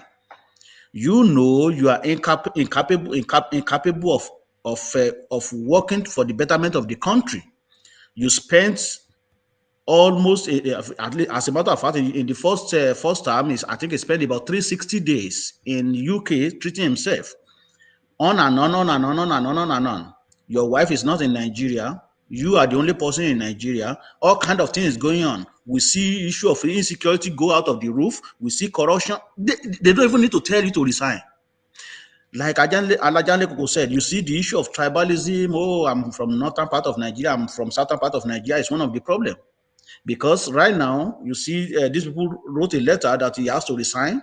How many Northern now really support that move, that he has to resign? It is just some maybe some progressive, few progressive Fulani or Hausa people we write such letter. These people believe this is their turn. It doesn't really matter if half of Nigeria were gone for this. They don't care. They just want to finish this term. Because if you look at what happened during Yaradua and Jonathan, they say that, okay, well, they didn't finish their term, and it was Jonathan. And I may be wrong. You see this issue of PDP, that they don't want to sow to the southern part of Nigeria again. I think it has something to do with that, because they are believing that, okay, well, during PDP, Jonathan already be the president under PDP. Then after PDP, APC. So who is APC? Northern part of Nigeria. So they still believe, but that is my own theory anyway. And people here may not really believe that. They believe that northern part of Nigeria has never been the president of Nigeria under PDP since Yaradua. I may be wrong, but that is how I read it. That is why they throw it open now. So how many of these people really support Buhari to step down? The letter they are talking about. But I think the tone was more the frustration about the insecurity and Buhari's lack of capacity to address it. We understand all that, but how many of them? That is my question. How many of it, even with the insecurity that even ravaged the northern part of Nigeria, how many of them still believe that, okay, we want this man to resign? How many of them want him to be kicked out? So they can be playing game. You know what you have in your mind, and you are just playing a surface game. So that is my question. How many of them really support that move? They want to finish this time. It doesn't really matter what it's going to take. Either half of Nigeria gone for this. They don't care. They just want to finish that term, making sure that, okay, they finish their own term. Then it doesn't really matter where the next president will come from. That is what is going on. So that doesn't fly to me anyway. So. All right. Thank you, Baba Kure. Let me go on from you, Baba Kure. Let me go to Solly and put him the same set of questions. But let me start him off with articles because there's a term they say stickability. Never give up. So the never give upness of Atiku, surely you are impressed by that. You may not want him to achieve that ambition of becoming president, but 6 times, surely that is clear that he wants the job and he's doing the best he can to get the job. So what are you making of that? At least it's doggedness, if nothing else. Solly. I'm not impressed. Why should I be impressed? He's just going to get to steal money now. It's the doggedness I'm not impressed. Now, when you know there's a place that you can just pack your hand inside and just take out what you want and nobody will stop you. What else do you have more to do? Why should, if anybody has that chance to, they'll go for it. It's simple as that. But the main question is, look at how much he has spent. Can you calculate how much he has spent on those attempts he has been making? He's really trying to get his money back. He's really trying to get his money back. That's just how I see it. So he's not being impressed for his doggedness, or Baba is just trying to, he made wrong calculations. I don't want to say it, but let me say it. Did business like an aboki, and he's just trying to come and take, just wants to drag his way. So it's just choppies. No, it's just chops. Yes, for the fact that on CNN they had to start asking questions about the vice president, the kind of shame, the kind of disgrace, and this guy did not stop, and you think he's coming back for revenge. He's coming back for part 2. And this time he wants to be the head so that nobody will stop him. That's just it. And I keep saying it, even though they want to get angry at me, the East to vote for him, which doesn't even make sense. But, why would the East vote for him? Why do you think the East will vote for him? Because I think they hate APC more than PDP. And they just want PDP back. Oh, yes. Do you want PDP back? I don't want APC or PDP if possible, but if I could choose between the two, I think it's better for APC and Osinbajo to be there. That PDP, they have terrible track record now. Why do we think that they are coming to save us? All right, you've joined the SHEHU train, and it looks as though he's been unleashed by the Court of Appeal. So are you in celebratory mood? And we're expecting him now to do that round 2 of what he did in 2019, going to all these villages. I can't celebrate because until he starts doing his work, they set him back far, but not as far back as, based on his own party not being a big party and he actually needs funding, they set him back far apart. So he has to be working every day. I see that, okay, he has improved a bit. He has started gathering crowd and everything, but his social media presence is still weak. Has he started canvassing for money? Somebody said yesterday that he has started, I think it was... I see no problem in him canvassing for money. There should be no problem in that. If other people are going to use, they should even be... But he did not account for what he canvassed for the last time, did he? No, he did. He did, one man. He did. It did immediately after the election. They when they went to pick him up in Lagos, the DSS, it was in a 5-star hotel apartment. Yes, is he a poor man? Is he a poor man? Is he not staying in a 1-star hotel? One man, is that what you want? You want to stay in a 1-star hotel? What is a big deal? He has been there for 6 weeks. 6 weeks.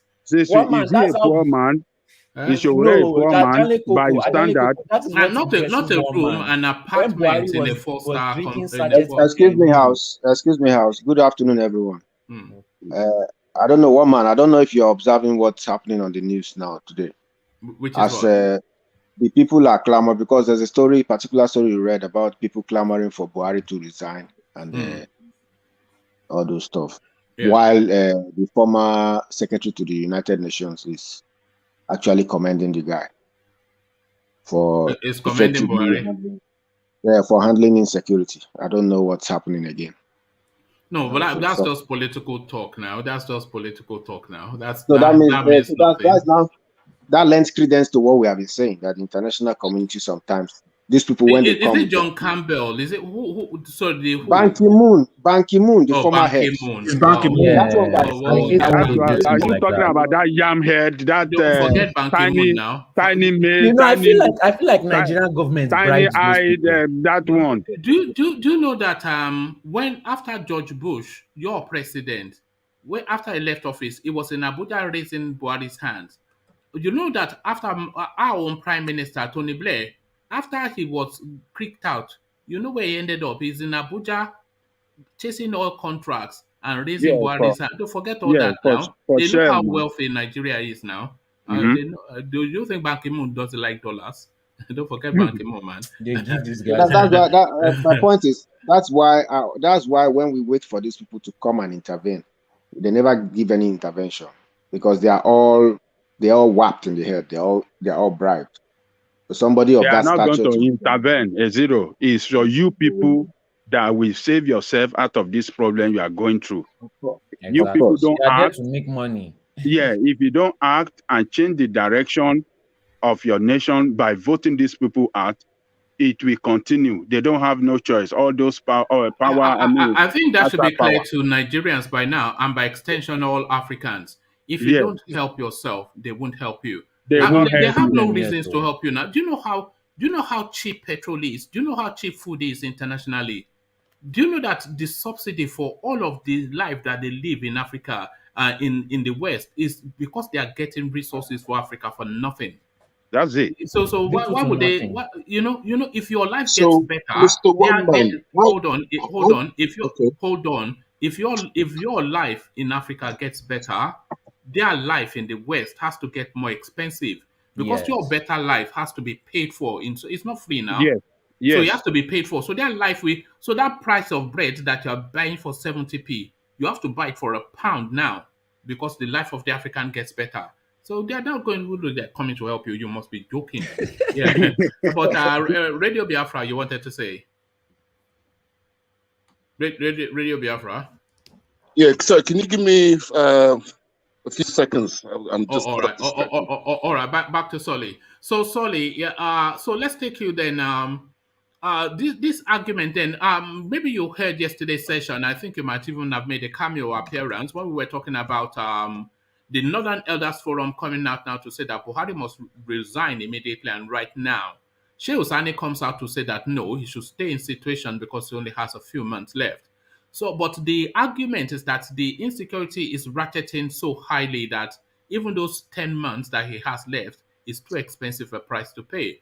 But SHEHU SANI says it would create a lot of confusion if this guy is forced down. So where are you in that divide, Solly?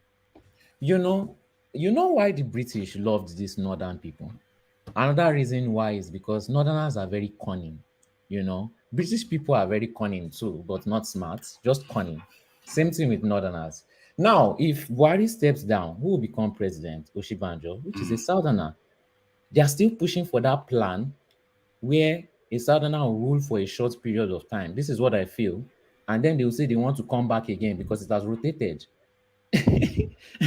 This is kind of crazy thing. I see that permutation too. If Osinbajo is there for 10 months, they will say, "Oh, that's enough for a year now." Yes. So no. They can't come up with that argument. That will even help. Hold on, no. You're still surprised. Some yamhead can start talking like that, but it will be clear to everybody that is stupid argument. But that will even help. Hold on, no. That will even help Osinbajo to use all the resources of government within his reach to advance himself to that position of presidency. Do you know what it means to be president of Nigeria? You have the control of police, you have the control of army, you have the control of INEC, you have the control of the EFCC, you have the control of everything. So who is going to be that person that will be on his way? If he just drive himself to visit, he's already there. If he just anoint himself again, that's it. If you people doesn't want to vote, he can rig the election. They will rig it for him because the INEC is under him, the EFCC under him, police under him, army under him, Google Defense under everybody under him. What are you talking? All right. So Solly, you say it's an opinion that is just somewhat divided, but I think it's just the frustration of the insecurity in the country, Solly. It's a lie. These people are cunning. They are very cunning. This is how they used to bows. Is it not Buhari and Osinbajo that were drinking sachet of Milo? Can you recall that picture of Osinbajo in the school? I'll see if I can find it and put it up as we're talking. In the school classroom, which just little primary school, and he was sitting eating food with them in the school. This is oh God. Nigerians, they just dribble. So his appearance is, when you are dealing with this kind of people, they can be very cunning, So you can't just look at them with a straightforward eye most of the time. One man, please, I want to say something. You know that maybe this is one of the reasons why women are not coming. You didn't even ask me any topic on politics, whether I make sense or not. Yeah, I'm going around everybody. Even if it is one question. I was actually coming to you after Solly. Okay. But because Baba Akure just indicated that let's all caption our sections very quickly so that everybody gets to have a voice. And I'm also aware that people get somewhat irritated that they wait, but you never get to them. And I say, oh, I'm rounding off now. So I know that. No problem, as long as I contrite one, at least in politics, whether I know how to play it or not. You are a serial complainant. You are one of those. You are one of those people that will go to the shop and say, "I want to see your manager." Are you one of those? I want to see your manager. I'm trying to have a outer shell. I want to make my outer shell stronger now because of all of you punching bags. No. It's all love for you here. But Solly, so Solly, then so Lagos State breaks silence on Osinbajo's transfer. They are saying they are describing it as to Ogun State. So have you spoken on that space? We've been discussing it pretty much since yesterday. But he moved very slyly and very quickly to revalidate his card in Ogun State in as far back as February last year. So this guy has been plotting and scheming this thing. It's not anything that's he didn't just have a sudden idea and is now doing it. So what are you making of that, Solly? We all saw him in the classroom now, eating with those children. So why are they? Look at who is even complaining about betrayal. Can you imagine the audacity? They are just trying to rub themselves in the chest because they had an unexpected loss. A battle that they did not know that was coming, and they just got slaughtered immediately. They were ambushed basically. So they are just trying to pat their backs a little bit with that statement. Nobody cares. Nobody really cares. Nobody cares. Have you ever seen anything more ridiculous? So that's look, this is what they do. This is Osinbajo in primary 3 class B eating ewa and gari. You look at that. I wonder what they are thinking when they are doing this thing. He's probably thinking, I hope I don't get a stomach upset from this. That's what he's thinking. They say all these nasty things that these people, these characters eat. But that's it. So Solly, let's go on to Bia, who is quite keen to share her thoughts. So Bia, let's take you to Atiku Abubakar, who for the 6th time. I'm even trying to reverse back the elections because I'm not even sure how many rounds of elections we have had since 1999 till date. Well, I think he even predates 1999. But this guy, certainly, if he doesn't become the Nigerian president, Atiku Abubakar, it will not be from want of trying. It will not be because he did not try. It took him 4 times to become governor of Adamawa State and is 6 times deep now in his attempt to become president of Nigeria. So the doggedness, the determination, so he gets credit for that, at least, surely, Abia.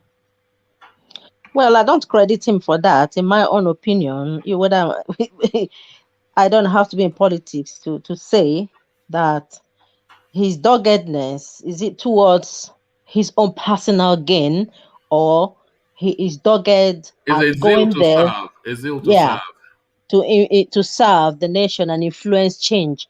That I would call a proper doggedness. I just believe that what he's doing, going there on and on and on, is to loot the more. It's just a golden opportunity not to be poor, to be able to grab as much as he could for his 100th generation. That's my belief.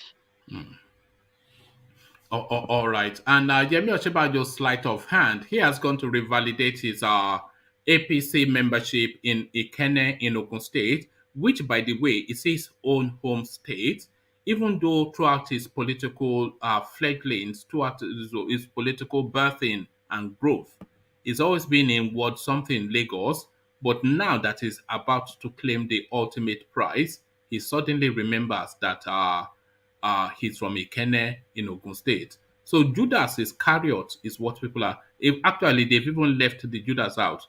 There is now Yemi Iscariot or Shibanjo.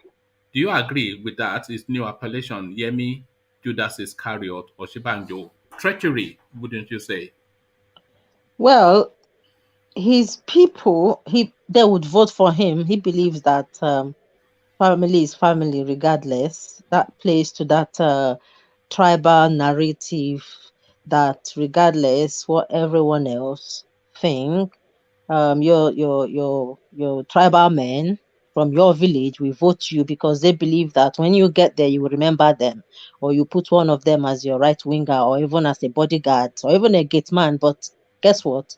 That is going to be a shocker of their lives. The people that are going to vote him, if someone didn't remember you from the beginning, having you to be his priority of best interest, that he's going to change lives positively, he's doing it for his own selfish interest. And that goes for all the politicians out there in Nigeria fighting dirty for that political space. Is for them to grab as more as they could, because the structures and the Nigerian system allow them to do and undo. They are just supreme, and no one is going to question them. They do whatever they like. So it's no fair game. Even though him and Tinubu are going to fight really dirty, we shall see. All right, brilliant. So Bia, the invitation for Buhari to resign for reasons of lack of capacity to handle the level of insecurity we witness in Nigeria. There are a lot of arguments on both sides, but which of the arguments do you buy? Resign. Whether he resigns or he doesn't resign, what good has he done to Nigeria? He's as good as dead. He's just there, just treating the office like he's a cowrie. What's it called? He's his pen where he grows his farmland. So he can go there and cultivate whatever. Anytime he wants okra, he'll go and pluck it. He wants this one, he'll go and pluck it. So whether he's there or not, we don't have a president. So whether he resigns or not, it doesn't really matter. He does not exist. He's just there like a zombie man, dead man walking. Dead man walking. Look at that, zombie. I was expecting you to sing Joro Jara Joro, but maybe we don't want to hear that. Yeah. But so thank you, Bia. So Bia, let's go from you and let's sample Exiro's opinion. And Exiro, the treachery of Yemi Osinbajo, Iscariot. Yemi Iscariot Osinbajo. This guy, they say Machiavellian moves. This is essentially what they mean by Machiavellian moves. So surreptitiously, he covertly, slyly, sneakily went to revalidate himself quietly as far back as February 21 in Ikenne. So if he knew he was from Ikenne, why didn't he stay there to be of good to his own state? But having been made man and boy in Lagos State by Tinubu, as ever, a two brute, you two brutus, his own court is the deepest, the stab in the back. So what are you then making then of this little man from Ikenne now and his act of treachery? Well, I think it's one of two things. first, I used to think that this was a setup by the Tinubu group so that the baton doesn't fall into the laps of Tinubu, who was the overall godfather of the Southwest new age politicians. Then it's definitely going to fall into the laps of one of his boys. But then as time began to go, it became clearer that Osinbajo has thought to himself and made a decision for himself. How do I mean? I mean, he must have looked at the whole scenario and thought for himself that he has come to a stage in politics that is bigger than Tinubu himself, that is bigger than anything he has achieved under Tinubu. And then he has nothing to lose anymore, even if he doesn't get anything from this attempt. So he has decided to put his mind, how do I put it? To cast his net and see what comes out of it. Now, not forgetting that he must have backers, of course. There are people who are backing him, who have assured him that he has nothing to lose. You know, that is just, I'm just thinking analytically now, because there is no reason do you why. agree with that, though? But because I somewhat seem to agree with that. Because what else can he lose? What more can Tinubu offer? He's already the vice president of Nigeria, which is the highest bar one position you can attain in Nigeria, higher than what Tinubu have ever achieved in his political life. So and higher than whatever Tinubu is going to give to him again. Yes. If Tinubu is going to give him anything higher than this, it is impossible. To give him the presidency. The only thing he can have. So, and he wants it as well, so it's not in his gift. Yeah. So I think the man has thought his situation very, very, very seriously and saying that, look, to be a vice president, you know how many contacts you will get? You know how many world leaders you can meet tomorrow, and you can virtually keep your money in safe zones.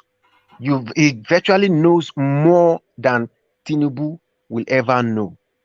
He knows a lot now. It's just like an octopus going back to bow to a fish, a small Titus fish. You know, it's not possible anymore, because his brains is, if he was thinking in one direction before, now he has so much contacts all over the world that he doesn't need Tinubu to achieve anything anymore. He doesn't truly. He's not a vice president. Do you agree with the move that he has made? Do you have sympathy for it? Are you even cheering it? Do you cheer him for this move that he has made? Let's be sincere to ourselves. How many of these politicians can follow what's it called? Can go through with an agreement? We are all seeing the way they are reneging from agreements here and there. They never keep to agreements. So Osinbajo is not a surprise. None of them keep to agreements. You tell somebody, even Buhari too, doesn't keep to agreements. If we want to follow the agreement, Buhari should be fighting for Tinubu to become president. But you see now the situation as it is. If you want to keep to agreements, Osinbajo should be bowing now for his godfather, to come and take the presidency. If you want to keep to agreements, see what's happening in the PDP. These people are unreliable, greedy souls. And in his greediness, he has chosen to give it one last fight before he goes to either retire and enjoy his wealth. He has decided to, why not vie for this presidency? It might fall on his lap. And if he gets it, he becomes, no doubt, the new godfather of everybody, and everybody knows that if he gets it, Tinubu will become a nobody. Do you want him to get it? No, there are better people. He has served under the most worthless. Like whom? Who would you rate above Osinbajo to be president of Nigeria?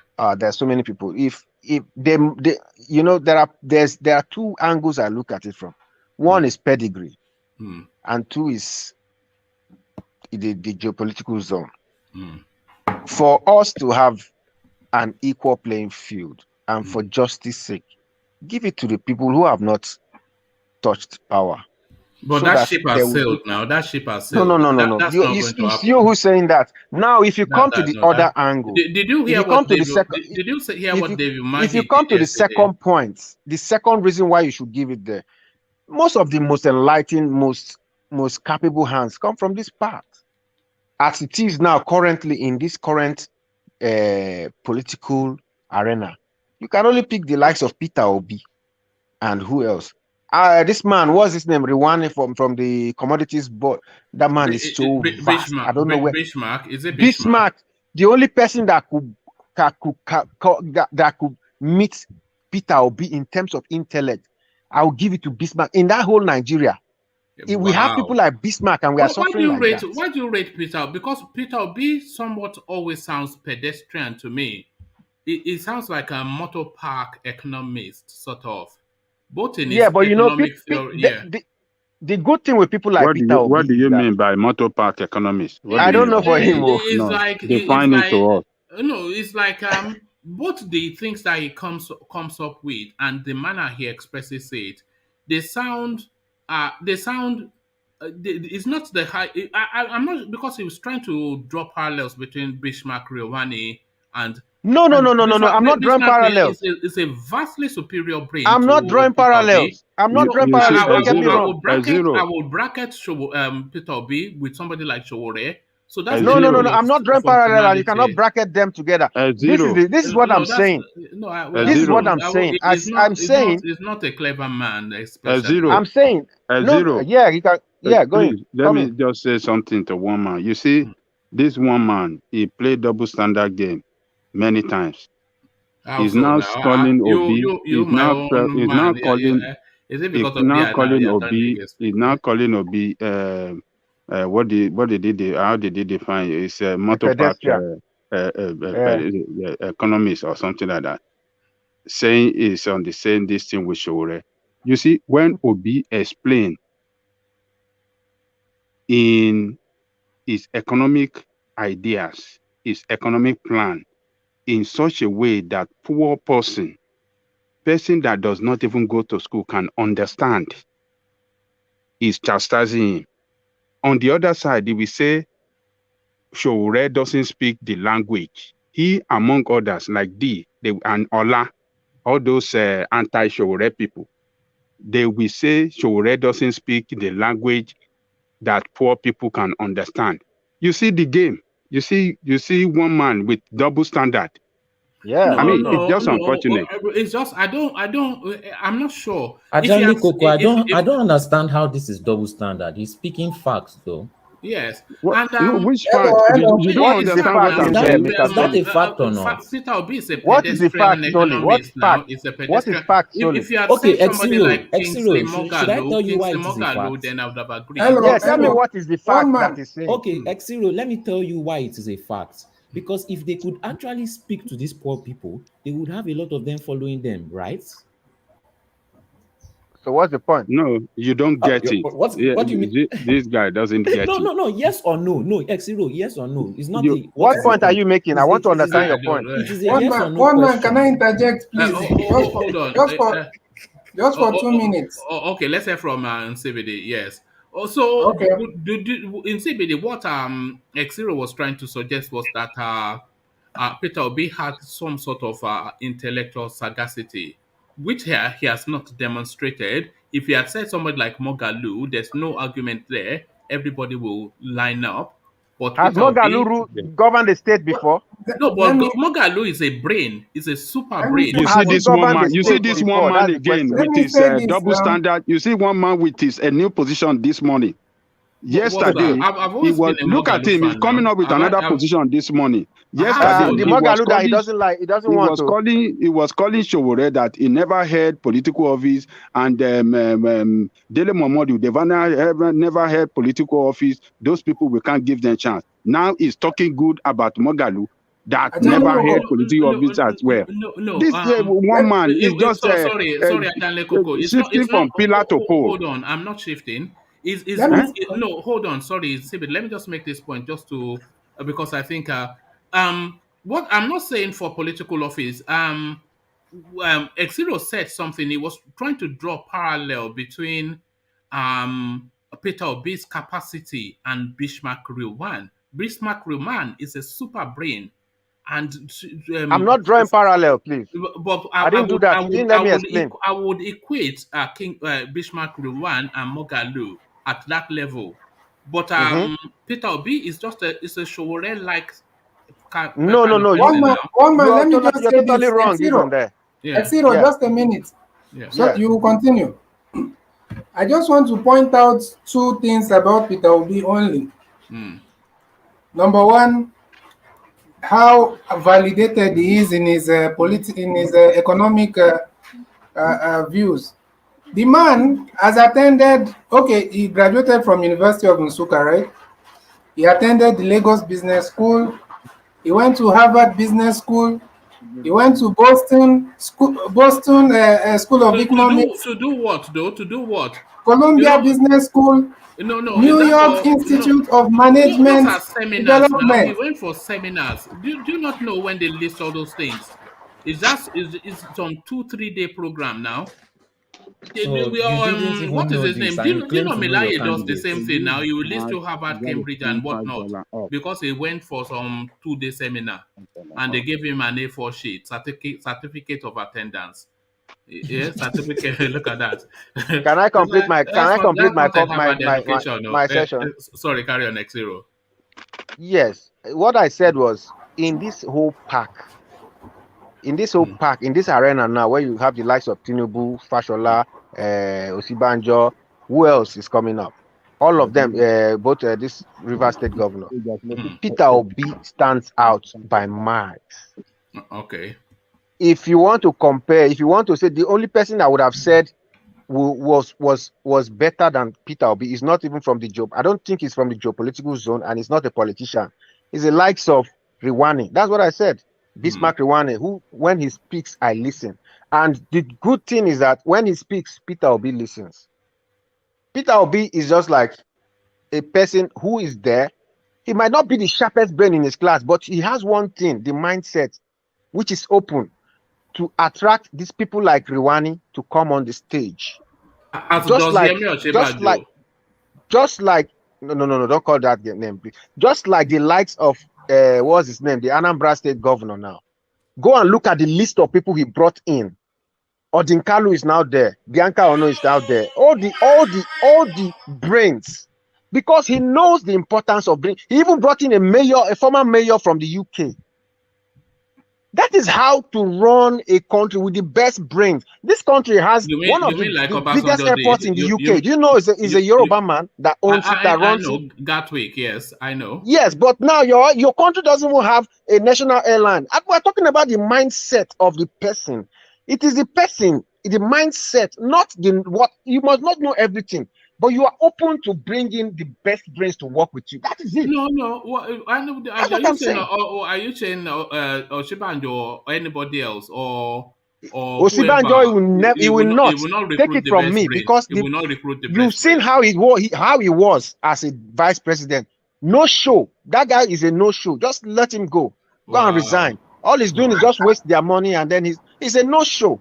All these current sets, they are not shows. A lot of people think differently. A lot of people rate him highly. He was part of a government that ruined Nigeria. Period. Yeah, but he was in charge of the economy. Yeah, he was in charge of the economy. Who told you he ruined Nigeria? He even stole when go and ask of the shipment, the rice shipment that came in for IDPs. What he did to it. That shipment wasted. And Peter Obi did not steal.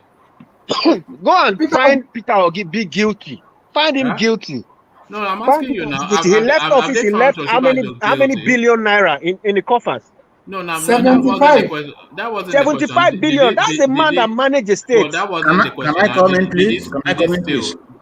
Yeah, you can come in. Yeah. Okay.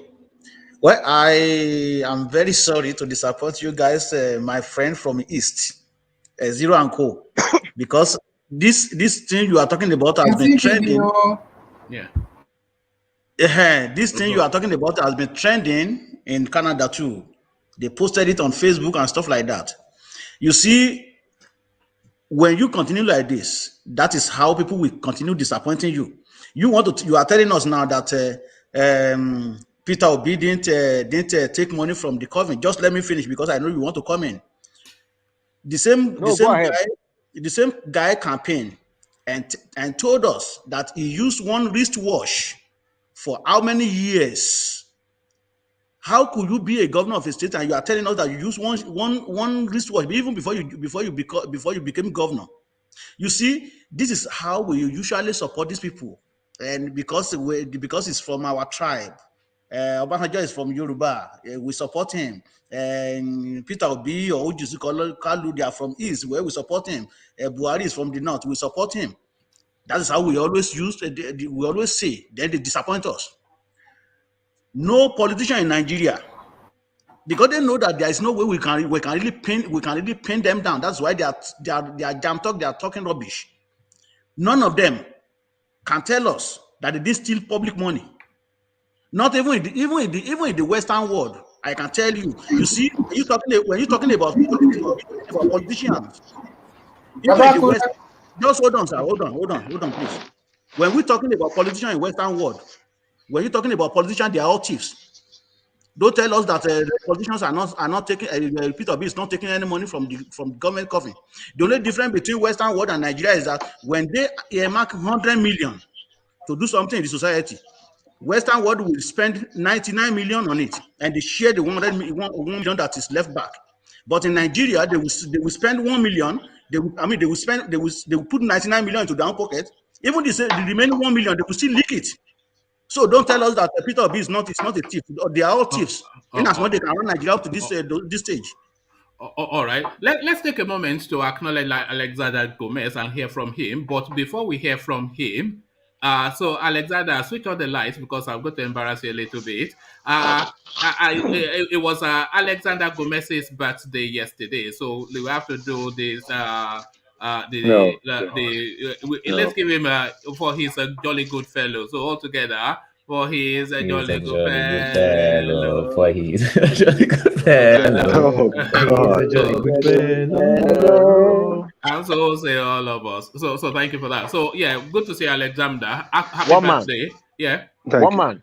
Yeah. Can you let me talk to Alexander for once, just a minute? Yes, you can. So Alexander, our first encounter here was really brutal to each other, but I'm not a disrespectful person. I hope you understand that. I didn't mean it the way it came out. I've forgotten that now. Alexander, so you understand. Things like that. I wasn't trying to attack your person or say that you're lying or something. It's just the way it came out of my mouth. What I'm trying to express was a totally different thing. It just came out wrongly. Okay. No, that's way in the past now. I don't even recall that conversation. It doesn't hold grudges. But let me take you to this, Alexander. The merit or lack thereof of Yemi Osinbajo as the president, because a lot of excitement around this announcement, because DOG even said that he ticks all the right boxes. Everything that people is Christian, is intelligent, is presentable, he's experienced, and he's from the south, he's Yoruba. So everything that the whole Nigeria wants is all encapsulated within that guy. But then a lot of people also seem to recoil from it. So where are you then standing with the Osinbajo declaration, Alexander? Well, Osinbajo and Alexander Gomez's relationship go back 50 years. We were colleagues in high school. He's a legendary student of Lagos State. First class university, first class, A1, straight A1s.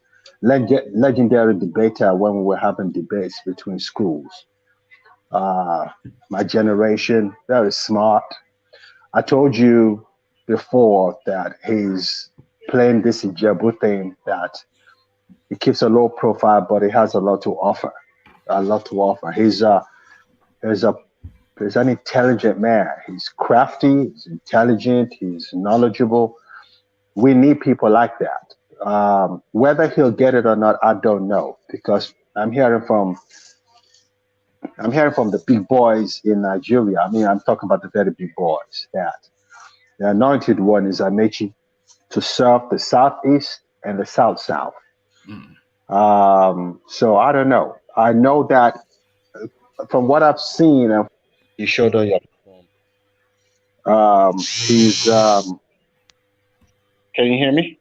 Yes, we can. I think somebody said that. It's a shame someone is calling me and they cut me off. I can't even hear you anymore. Oh, no, we can hear you. Okay. Let me call back in because I can only hear myself. Let me call back in. I'm giving you the thumbs up to say that we can hear you. So carry on. Oh, it's gone. Also, there it is. One man. Well, yeah. Yeah, just let me conclude. Yeah. Like I said, Peter Obi, as it is now, is the best brain we can get because he's capable of bringing everybody to the drawing board, bringing both the billionaires and everybody to invest right inside the country. I never said this because I'm trying to castigate Osinbajo or Tinubu, but you and I know that Tinubu is not capable. One man, please, can I interject? I don't know that. I will be brief. Can I interject? Go on, Bia. Peter Obi, I understand where one man is coming from regarding Peter Obi. You know, when you want to be a president, you sound like one, you look like one, you act like one, plus the brain, yeah? He may be intelligent in certain areas of his expertise, but for you to be a president, the way you carry yourself, your accent, you need to get presentation experts to help you or train you. You know, those areas that you lack, that presidents should have. You can call him a motor park now if you want to call him. No, he's not a motor. No, he's not that low, one man. But he can get someone that will polish him a little bit more. His looks, you know, the way he dresses to occasion, the tone of your dress to suit the vibe as a president, you know, the accent, I understand you, but he can be better. But he's got the brains. Bia, has he performed as a state governor yet or no? He has not. That's not good enough if he does that as a governor. Nigeria is a big place. It's massive. So you need Anambra more. State. He left Anambra with 75 billion in reserve. Let me say 2 words to you, X0. Pandora Papers. Yes, and that is, he has explained this way. And if you find him guilty, well and good. But he told you that that's his private business from day one. Because he becomes governor doesn't mean that he doesn't have his private business. We shouldn't go there. No, not from the. He formed those businesses whilst in government under his daughter's name. In the he told us, and it's verifiable. And if you have a contrary view, you can still sue him. Money from Anambra State into Pandora Papers. That's what I'm saying. If you have a contrary view, you can still sue him. There's a reason why he's free. He's a looter.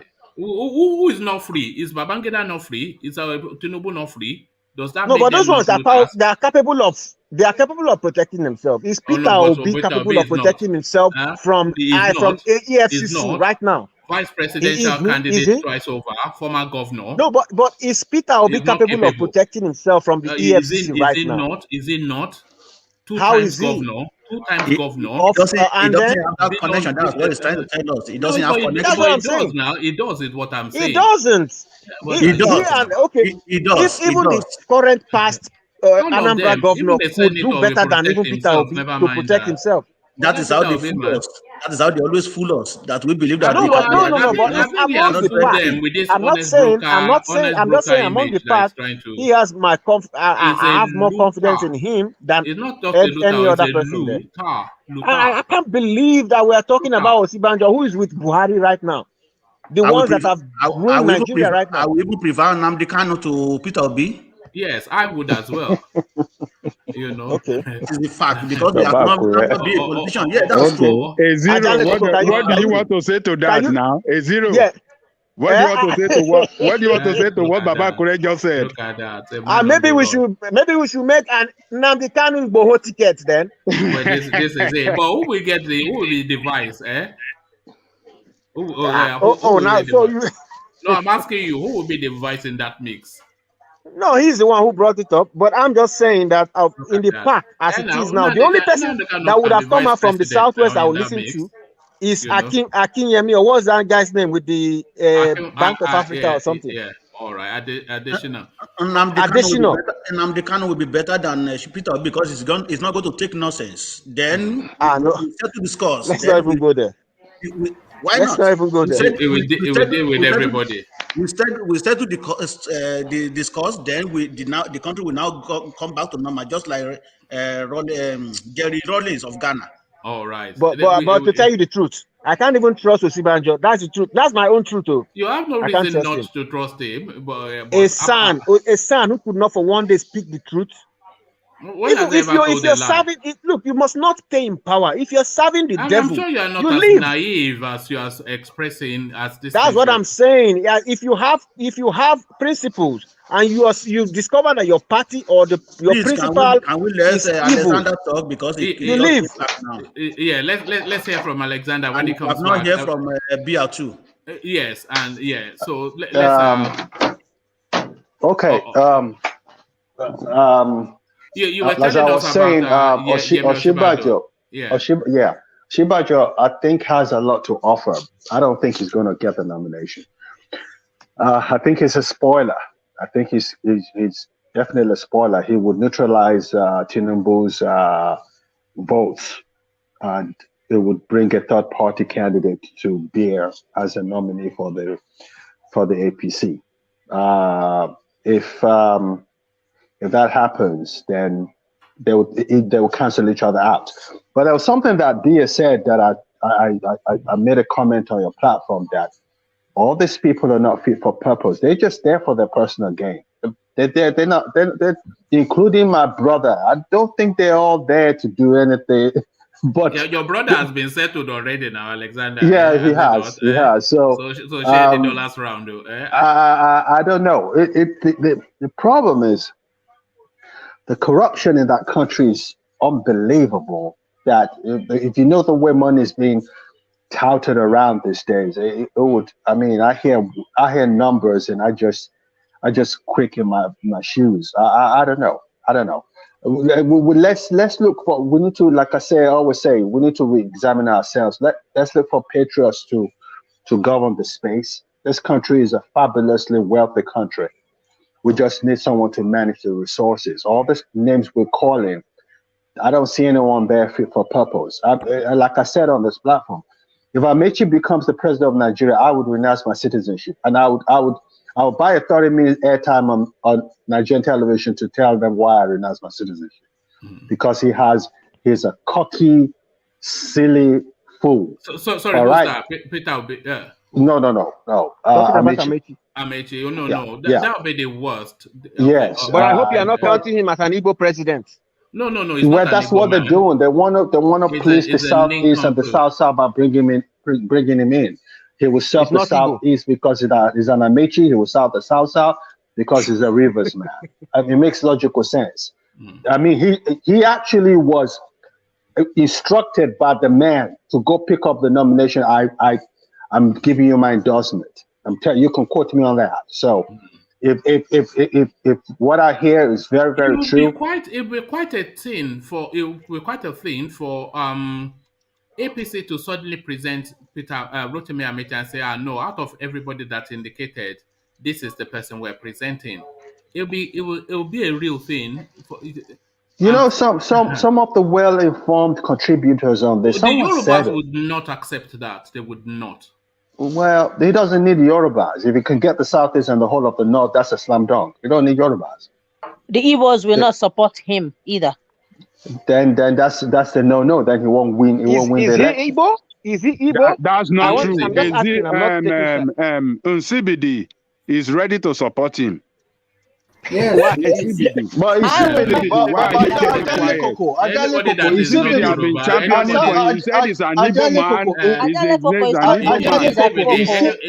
for anybody that is not Yoruba. There's a reason why Nsibidi will support him. Nsibidi is half Igbo, half Rivers, so he will support him. That's the problem. I think Alexander is still talking about. Nsibidi is mother from Rivers State. His father from Olu. Hold on, we can't hear you. So that's all. It's not fine for listening at the end of the day. We can't hear you for some reason, Alexander. Ete, you know Ete too. Ete is supporting him too because that one is a Kalabama. He says he's an Igbo man. But I said it's not an Igbo. He's from South. He said, no, he said it's an Igbo. I just want you to be president. Igbo must say it. I said, oh, because you are from South, you know he's from South. Fair but one time they told me that it's not Igbo. Fair is fair. I think it's time for the Southeasterner to be president of Nigeria. Fair is fair. I've always said that. I mean, I've always advocated that. That'd be the right thing to do. But like what man says all the time, and I know I can put my chest to my heart, my hand to my chest, and say one man is a detribalized Nigerian, and he's saying that Igbo people play tribal politics, and I live amongst Igbo. I eat and sleep Igbo, and I'm telling you that that's very true. If an Igbo man can play national politics rather than tribalized politics, maybe the chances will be much better than it is right now. Do you think they have it in their DNA? Do you think they? Yes, they do. They do essentially. They do essentially because of the. They do essentially because of the Biafra war. The average Igbo person hasn't forgotten what they went through as a victim of the Biafran war. And someone said on this platform, and rightly so, there's no household in the Southeast, and probably the Igbo part of Delta State that didn't lose a family member to the Biafra war. So, I mean, Bia says her father fought in the Biafra war. So you can understand the sentiments behind it, you know. So that's what we're saying over here. But this 2023 election is going to be something else, man. It's going to be something else. And also, if Amechi has been ordained, how is he going to clinch it? Amechi has been ordained, yes. And I'm also telling you now that someone who's not getting a second term in Lagos State. It's not looking like it, is it? No, he's not getting a second term. Maybe MC Oluomo. They want to put that Jandon guy as governor of. Do you know the kind of people behind that Jandon guy, woman? If I start mentioning their names to you, you would shake your head. They really want that. Has he not crossed to PDP? Yeah, he's crossed to PDP because he can stand up to Tinubu, and he's taking about 50% of the people that usually supported Tinubu to PDP. So it's a slam dunk. PDP is going to be, the PDP government is going to be in Lagos State come 2023. Slam dunk. You can write that. You can take it out to the bank. Tinubu is not going to win. APC is not going to win Lagos State 2023. I have a question for Mr. Alexander. Mr. Alexander, who is your man? Question and we round off after that. Who is your man? Who do you support to be the president of Nigeria? Oh, that's a good question, Bia. Who's my man? You need to be honest, regardless of sentiment. Go for it. No. I'm not usually a sentimental person. Osinbajo will be my man for president of Nigeria. Why is that, please? Because he's intellectual, he's detribalized, he knows his onions, he's not a nincompoop. And you went to he has all the qualities. Together, he's your friend. Look at that. He's a classmate per se. And I know him personally, but that's not why. I just think he has so much to offer the country, you know, that we need people who are there to serve the people, not to make money like Bia said. They're all there to enrich themselves. They're all there for the personal gain. Yes. Oh, can you answer me again? Can you answer hold on. Can you answer your own question? Who would you want to see on that seat? Who, me? Yeah. I've not finished. I'll answer that, but I want to. It's because we are rounding off. So but 1 minute. I'll be fast. Did Osinbajo fail within this period with Buhari? Yes or no? No, he did not. Alexander? No, he did not. I see him as a vice president. As a vice president, is a lame dog. There's nothing he can do. He could do a lot. My point is that the ultimate thing he could do is step aside and say, I don't want to be part of this government. That would have been better. Let me say one thing. That's been penny wise pound, isn't it? That's been penny wise pound fully. That's silly. I believe he's got all the credentials, as you have said, but there is no way he should have stayed there and served in a government that is detrimental to the people. He did not make his mark. He's there just like a zombie with all the brains in the world that he's got. That is why people don't trust him. Not that he doesn't measure up to those intelligence you're talking about, but people will say, you were there. what did you say? At least speak out. Even if you're going to be sacked, let people know that it doesn't work like that, though, does it? It doesn't work like that. We're Africans. We know how we play games. He's not an Oyibo man. A Caucasian probably would do that. Not an African. So you mean what they play in Nigeria is not politics? What are we playing Nigeria then? She's asking, do you think... So Bia, what you are saying in essence is that he's not a man of integrity. He could not stand for the right he didn't thing. have the liver to stand for the people. And he's a professor. He's a professor of law. That's what I'm saying. He's got all those things, but when when the people needed him, where was he with all the credentials he's got? That's all I'm saying. I'm not doubting he's not capable, but if he didn't do anything. But for me, who is going to be who do I choose? For me, I do not want election to hold. No, don't abstain, because you always abstain. You have to give us a name. A name?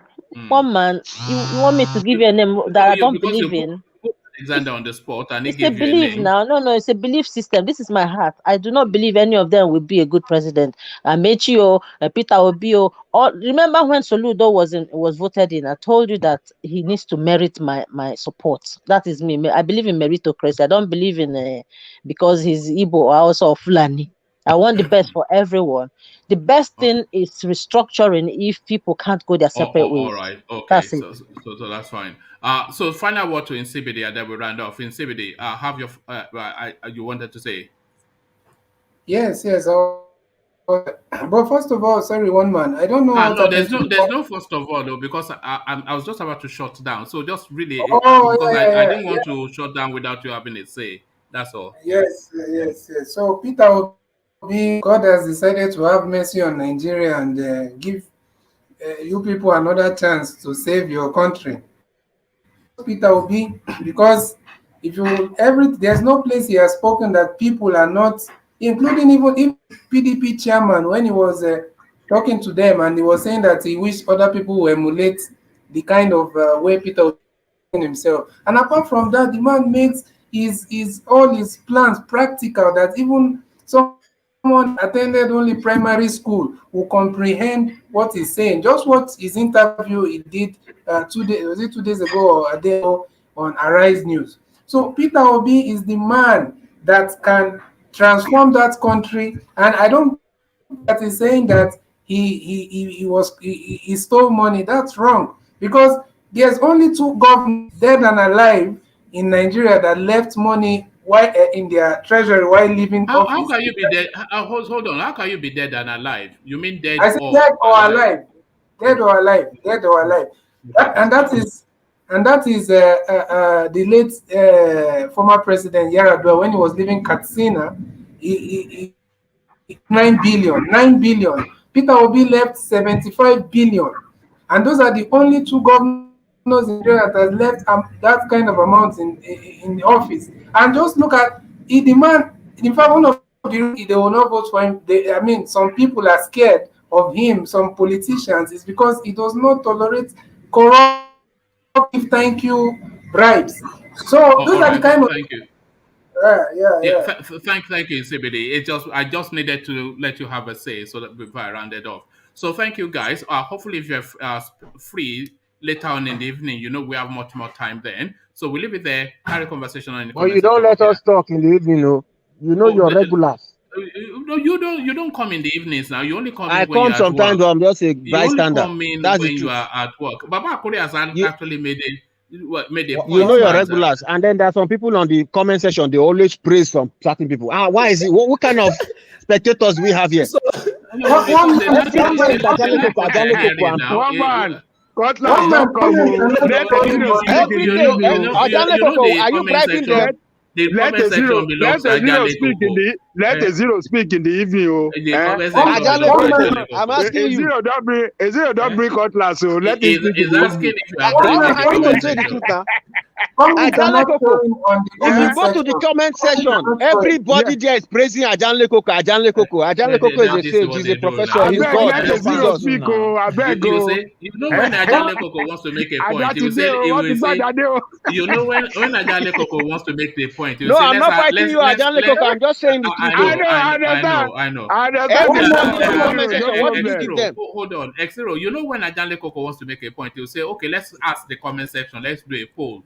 Because you know that everybody there will agree with him. Even if he says the world is upside down, they say, yes, it is upside down. If it says, oh, we have to go around naked for the whole day, they say, yes, that is what we will do. If we say we have to go and need sand, they say, yes, we have to go and need sand. So, yes, the comment section belongs to Ajanle Koko. Yeah, blocked me from comments. You know, I can't see my comments for the past. I don't know. Nobody has blocked you. You know, I think that's a problem with the site because Thomas is saying the same thing. But okay, I'm going to bring my family to the comment section next time. All right, thank you guys. So, yeah, cheers. We are ready. We are ready for democracy. Election. We are ready for democracy.